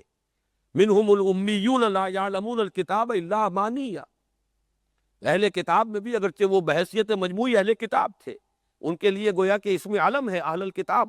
لیکن ان کی بھی اکثریت تو وہ تھی منہم الامیون لا یعلمون الکتاب الا امانیہ، ان میں بھی بہت سے وہ ان پڑھ ہے، نا واقف ہے شریعت سے، کتاب سے، جو کچھ نہیں جانتے کتاب کو، صرف یہ کہ نام جانتے، تورات نام کی ایک کتاب ہے اور وہ ہم اس کے ماننے والے ہیں، باقی ان کی تو کچھ خواہشات ہیں، ہم اللہ کے we are the chosen people of the Lord, نحن ابناء اللہ و احباؤہ، ہم تو امت مرحومہ میں شامل ہیں، یہ امانی ہے جن کے بل پر اور جن کے سہارے وہ جی رہے ہیں، انہیں کچھ پتہ نہیں کتاب میں کیا لکھا ہے۔ تو گویا کہ دوہرا جرم بلکہ 10 گنا جرم جو ہے اصل میں اہل علم کا ہوتا ہے۔ اس آیت میں خاص طور پر ان کی طرف اشارہ ہے۔ جب یہ پیشہ بن جاتا ہے تو اس پیشے کا ایک خاص وصف یہ ہے کہ وہ دوسروں کو اچھی سے اچھی بات بتائیں گے، اعلیٰ سے اعلیٰ بات بتائیں گے، عظیمت کا راستہ دکھائیں گے، خود رخصتیں تلاش کریں گے، خود چونکہ انہیں معلوم بھی ہے کہ ہیلا کیسے ہو سکتا ہے، شریعت کے فلاں حکم سے بچنے کی کون سی صورت ہے، کتاب الحیل کے وہ حافظ ہیں، ہیلے ان کو معلوم ہے، لہذا اپنے لیے وہ باب الحیل اور کتاب الحیل، اور دوسروں کو سخت سے سخت بات، اونچے سے اونچی بات بتانا، نیکی کا حکم دینا، اعلیٰ سے اعلیٰ بات۔ پھر خاص طور پر اس طبقے کی ایک اور بڑی علامت یہ ہے،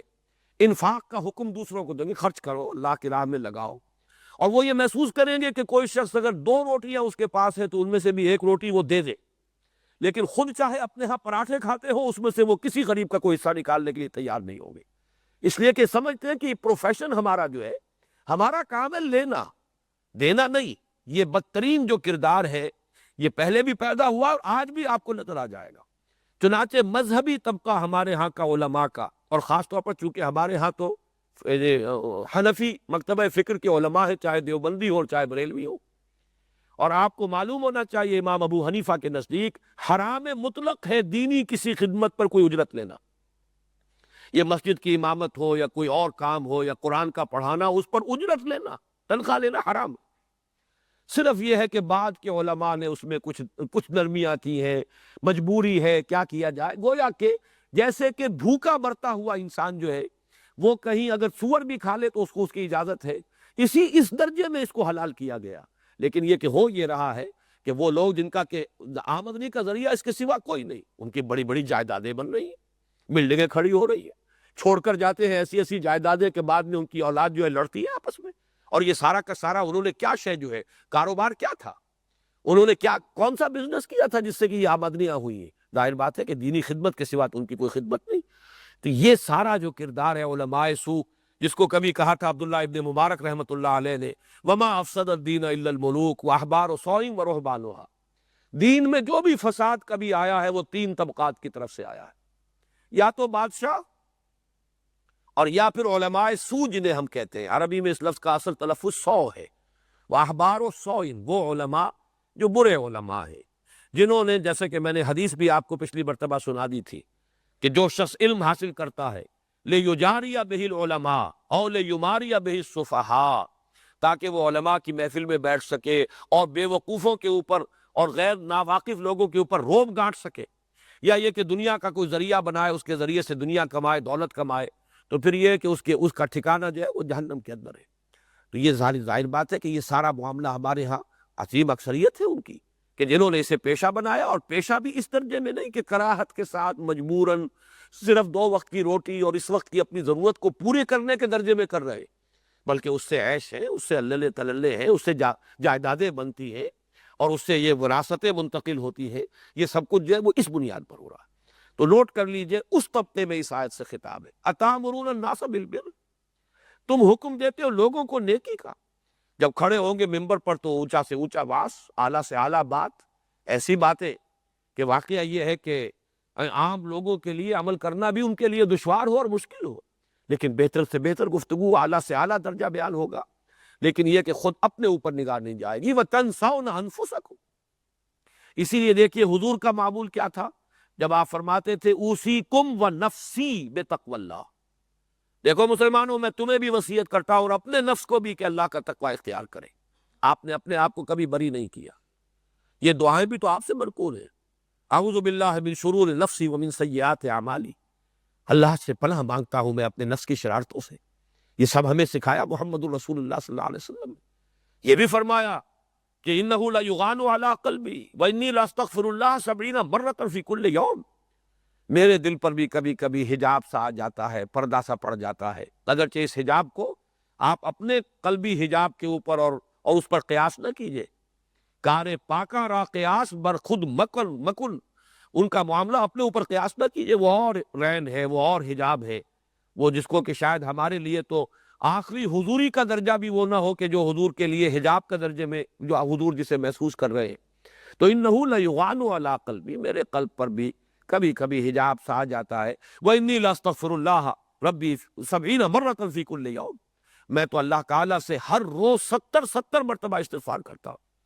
بہرحال یہ تنسون انفسکم وانتم تتلون الکتاب، در حال ہے کہ تم کتاب پڑھتے ہو، تمہارا ہی اوڑھنا بچھونا کتاب ہے، اسی کتاب سے تم لوگوں کو حکم سناتے ہو، اسی سے تم واعظ کرتے ہو، اسی سے تم فتوے دیتے ہو۔ تو گویا کہ اسی لیے میں نے کہا کہ تتلون الکتاب، یہاں یہ عوام مخاطب نہیں اس آیت میں، بلکہ وہ خواص مخاطب ہیں جو کہ در حقیقت دینی خدمت میں لگے ہوئے ہیں۔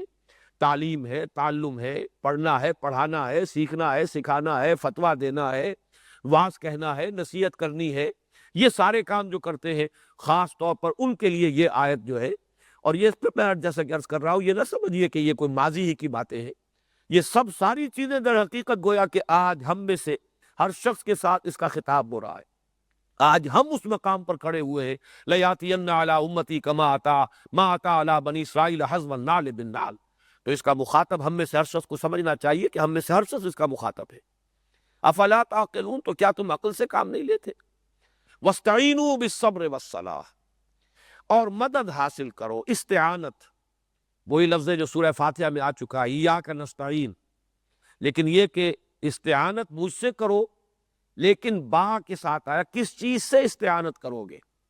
کسی یہ با جو ہے گویا کہ ذریعے کے طور پر، کس چیز کے ذریعے مجھ سے مدد چاہو گے؟ استعانت تو اللہ سے ہے، هو المستعان، مدد تو اسی سے چاہی جائے گی، لیکن دو چیزیں گویا کہ شرط ہے، میری اعانت، میری مدد، میری نصرت، میری تائید، میری توفیق، میری تیسیر، دو شرطوں کے ساتھ ہے، بالصبر، تمہارے اپنے اندر تحمل ہو، جمے رہو، ڈٹے رہو، ٹکے رہو، اپنے آپ کو تھامے رکھو، روکے رکھو۔ یہ صبر کا لفظ جو ہے عام طور پر تو ہمارے ہاں جو تصور ہے وہ صبر کا وہ بڑا ایک منفی قسم کا تاثر ہے، انفعالی قسم کی شے ہے کہ گویا کہ انسان بس کوئی بہت ہی ضعف کا مظاہرہ کرے اور کسی طاقتور کے سامنے گویا کہ جھک جانا جو ہے یہ صبر ہے۔ اصل میں صبر کا لفظ جو ہے قرآن مجید کی اصطلاح اور سورۃ العصر کے جو بنیادی 4 الفاظ ہیں ان میں سے ایک لفظ صبر بھی ہے، بلکہ آخری لفظ صبر ہے، وَتَوَاصَوْا بِالصَّبْرِ۔ اس صبر کے اندر جو ہے اصل مفہوم ہے تھامنا، روکنا، جمے رہنا، ڈٹے رہنا، پیچھے قدم نہ ہٹے، جو تکلیف آئے جھیلو۔ اور اس کے لیے میں نے جو ہمارا منتخب نصاب کا جو درس ہے اس میں اس کی وضاحت کی ہے کہ صبر نمبر 1، صبر علی المصیبہ، کوئی ابتلا ہے، آزمائش ہے، تکلیف آئی ہے، اس کو جھیلنا، برداشت کرنا۔ اللہ تعالیٰ کی شان میں کوئی گستاخی کا کلمہ نہ نکل جائے، کوئی شکوہ نہ ہو، شکایت نہ ہو، جو بھی آئے کہ ہر ساقی مار ریخت عین الطاف است، جو پروردگار تیری طرف سے آئے یقیناً میرے لیے خیر ہے، اے اللہ تو مجھے اس پر استقامت عطا فرما، کوئی شکوہ، کوئی گلہ نہ ہو، ابتلا، آزمائش پر صبر۔ پھر یہ ہے کہ صبر عن المعصیہ، تھامنا اپنے آپ کو گناہ سے، اس لیے کہ گناہ کا جذبہ انسان کے اندر سے ابھرتا ہے، اس کی انڈ اور لیبیڈو، اس کا جو نفس امارہ ہے، اس کے ہیومن انسٹنکٹس ہیں، اینیمل انسٹنکٹس ہیں، وہ ہیں کہ جو مشتعل ہو جاتے ہیں اور وہ انسان کو گناہ کی طرف راغب کرتے ہیں۔ ان النفس لامارۃ بالسوء، اب اس میں اپنے آپ کو تھامنا، یہ گویا کہ اندر سے اپنے ہی گھوڑے کی لگام کھینچنا ہے، یہ صبر ہے۔ صبر علی المعصیہ، صبر علی الطاعہ، اطاعت پر صبر کرنا۔ کوئی حکم ہے اللہ کا، بڑا بھاری ہے، سخت ہے، مشکل ہے، یہ جیسا کہ آپ تصور کیجئے کہ ہمیں تو خیر بڑی سہولتیں حاصل ہیں، گرم پانی ملتا ہے صبح کے وقت وضو کے لیے، لیکن فرض کیجئے کہ شدید سردی کا موسم ہے، فجر کا وقت ہو گیا ہے، پانی یخ ہے، گرم پانی کا کہیں کوئی جو ہے اس وقت انتظام نہیں ہے، لیکن اس وقت بھی اٹھنا اور وضو کرنا، اور اگر فرض کیجئے کہ غسل کی حاجت ہو تو غسل کرنا، اس لیے کہ پانی موجود ہو تو ایک شخص جو ہے وہ غسل کے بغیر نماز نہیں پڑھ سکے گا، اس کے لیے وہ تیمم کی رخصت حاصل نہیں ہوگی۔ اب یہ کہ اس میں جو مشقت آتی ہے جھیلے، برداشت کرے، یہ صبر صبر علی الطاعہ، صبر عن المعصیہ، اور صبر علی الابتلاء، علی المصیبہ، یہ مختلف پہلو ہوں گے۔ اصل شے یہ ہے کہ انسان جو اس نے اپنے لیے ایک راستہ تجویز کر لیا ہے کہ یہ راستہ حق ہے، اس پر چلنا ہے، اس پر جمے رہنا، ڈٹے رہنا، چلتے رہنا، بڑھتے چلے جانا۔ اور ایک حالت صبر یہ بھی ہو سکتی ہے کہ اگر موانع اتنے ہیں، ریزسٹنس اتنی سخت ہے کہ آگے نہیں بڑھ سکتے، تو پیچھے نہ ہٹنا، جان چلی جائے قدم پیچھے نہ ہٹے، یہ سب کا سب صبر ہے۔ اب اگر یہ انسان میں نہیں ہے تو اللہ سے مدد مانگتا رہے گا، اللہ کی مدد نہیں آئے گی۔ جیسے کہ مسلمانوں سے بھی جو یہ آیت آج اس وقت ہم پڑھ رہے ہیں، یہ تو گویا کہ حکایت ہے اس اعتبار سے کہ یہ بات کہی گئی بنی اسرائیل سے۔ آگے چل کر آپ کو 19ویں رکوع کی پہلی آیت یہی ملے گی، یا ایھا الذین آمنوا استعینوا بالصبر والصلاۃ۔ اے مسلمانوں، اب تم اس مقام پر آ گئے۔ 18 رکوع میں نے کہا ہے آپ سے کہ وہ امت سابقہ کے ساتھ خطاب پر مشتمل ہے، 19ویں رکوع سے خطاب شروع ہو جائے گا مسلمانوں سے، اور پہلا لفظ یہ ہے، یا ایھا الذین آمنوا استعینوا بالصبر والصلاۃ ان اللہ مع الصابرین۔ یقیناً صبر کرنے والوں کو ہی اللہ کی معیت یعنی اللہ کی نصرت اور تائید حاصل ہوتی ہے۔ جو تھڑ دلے ہو، کم ہمتیں ہو، اللہ تعالیٰ بھی ان کو پھر مدد نہیں دیتا۔ آدمی ثابت کر دے کہ جو کچھ میرے اندر تھا وہ میں نے لگا دیا، پھر اللہ کی مدد اور نصرت آتی ہے۔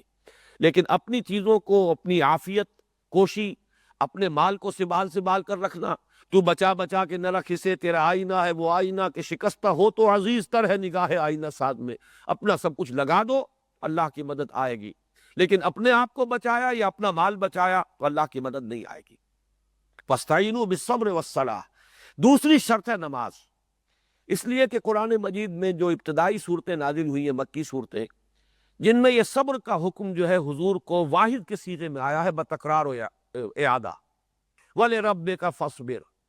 وَاصْبِرْ عَلَىٰ مَا يَقُولُونَ۔ یہ آپ نے مختلف جو سورہ مزمل، سورہ مدثر، سورہ دہر، ہر جگہ پر آپ کو نظر آئے گا صبر کی تلقین۔ سورہ نون صبر،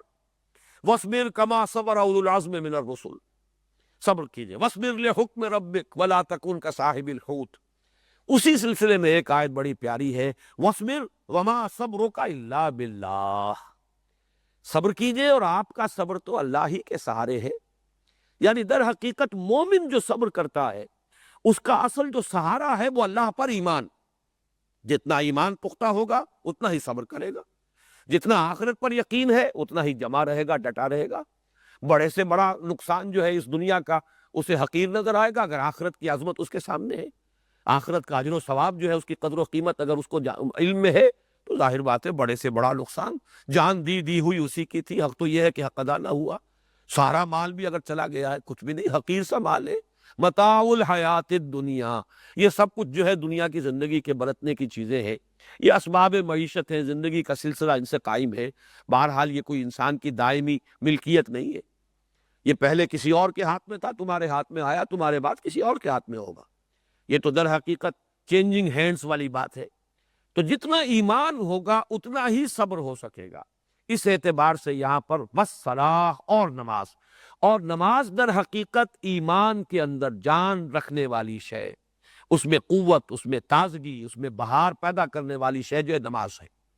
یہ یاد رکھنا اللہ کا، ذہول نہ ہو جائے، غفلت نہ ہو جائے، سرکشی نے کر دیے بندگی، دھندلے نقوش بندگی، آؤ سجدے میں گرے، لوح جبی تازہ کرے۔ اور جیسے کہ وہ میں نے ابھی آپ کو سنایا سورہ طٰہٰ کی آیت، اقم الصلاۃ لذکری، یہ اللہ کی یاد کا ایک نظام ہے۔ ویسے تو یہ کہ یاد ہر وقت بھی ہو سکتی ہے، ہر حال میں ذکر کثیر جسے کہا گیا ہے، کھڑے بیٹھے لیٹے ہر حال میں، یذکرون اللہ قیاما وقعودا وعلی جنوبہم، لیکن ایک باقاعدہ نظام، 5 مرتبہ تو زندگی کے اپنے معمولات میں سے نکلو اور اس کے لیے اہتمام کرو، اس کے لیے وضو ہے، اس کے لیے طہارت ہے، اس کے لیے پھر اجتماعیت کا اہتمام ہے، مسجد کی طرف جانا ہے، پھر وہاں پر لوگوں کے ساتھ مل کر جمع کے صیغے کے ساتھ ایاک نعبد و ایاک نستعین، جمع کا صیغہ ہے، اہدنا الصراط المستقیم، جمع کا صیغہ ہے، با جماعت، جس سے برکت ہوتی ہے۔ اس لیے کہ اس جماعت میں ہو سکتا ہے پوری جماعت میں کوئی ایک ہی ہو ایسا اللہ والا جس کی کہ اس وقت حضور قلب کی کیفیت وہ ہو کہ فرشتے جو ہے اس کی طرف متوجہ ہو، اس کی برکات جو ہے وہ غیر محسوس طور پر اس پوری جماعت کے اندر جو شامل لوگ ہیں انہیں حاصل ہو جائیں گے۔ تو یہ در حقیقت نماز جو ہے ایمان کو تازہ رکھنے والی شے۔ تو فرمایا وَاسْتَعِینُوا بِالصَّبْرِ وَالصَّلَاةِ، استعانت حاصل کرو، لیکن اس کے ذریعے دو ہیں، صبر، جم جاؤ، ڈٹ جاؤ، اور یہ جو ہے مصلحتیں اور یہ اندیشے، جیسے کہا گیا ہے وَلَا تَشْتَرُوا بِآيَاتِي ثَمَنًا قَلِيلًا، ان چیزوں کو نظر انداز کر دو۔ تقویٰ ہو تو مجھ سے، خوف ہو تو مجھ سے، فَإِيَّايَ فَارْهَبُونِ فَإِيَّايَ فَاتَّقُونِ وَاسْتَعِينُوا بِالصَّبْرِ وَالصَّلَاةِ وَإِنَّهَا لَكَبِيرَةٌ۔ انہا کی ضمیر کدھر ہے؟ وہ بڑی بھاری شے ہے۔ اس میں اکثر لوگوں کا رجحان ہوا ہے، چونکہ صلاۃ کا لفظ ہے مؤنث، اسی کے اعتبار سے انہا کی ضمیر مؤنث، لکبیرتن یہ بھی مؤنث، اس اعتبار سے اکثر کی رائے یہ ہے کہ یہاں پہ صبر نہیں بلکہ صرف صلاۃ کے لیے کہا گیا، وہ بڑی بھاری شے ہے۔ ایک اعتبار سے یہ بات صحیح بھی ہے، نماز کی پابندی اس کے تمام آداب کے ساتھ، شرائط کے ساتھ، اوقات کے ساتھ، واقعہ یہ کہ آسان کام نہیں ہے۔ اگرچہ انسان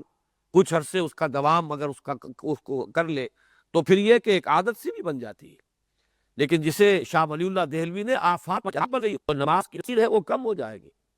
بلکہ یہ ہے کہ اس کے اندر واقعتاً اگر آپ نفس کی مخالفت کرتے ہوئے نماز پڑھ رہے ہو تو اس کی تاثیر زیادہ نمایاں ہوگی،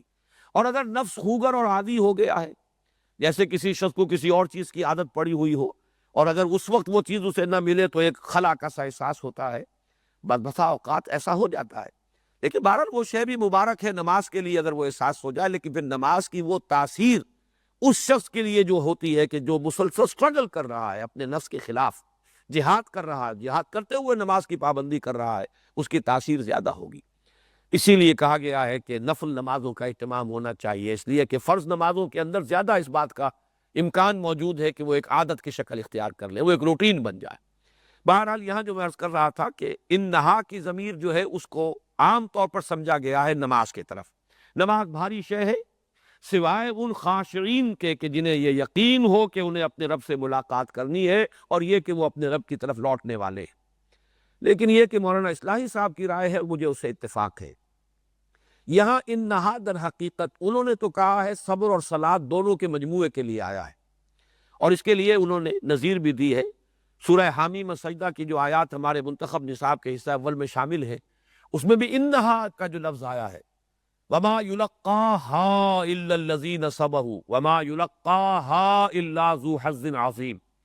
یہاں ہا کی ضمیر کا کوئی لفظی مرجع نہیں ہے، اس لیے کہ مؤنث کوئی بھی نہیں ہے اس سے پہلے جو بھی باتیں ہوئی ہیں،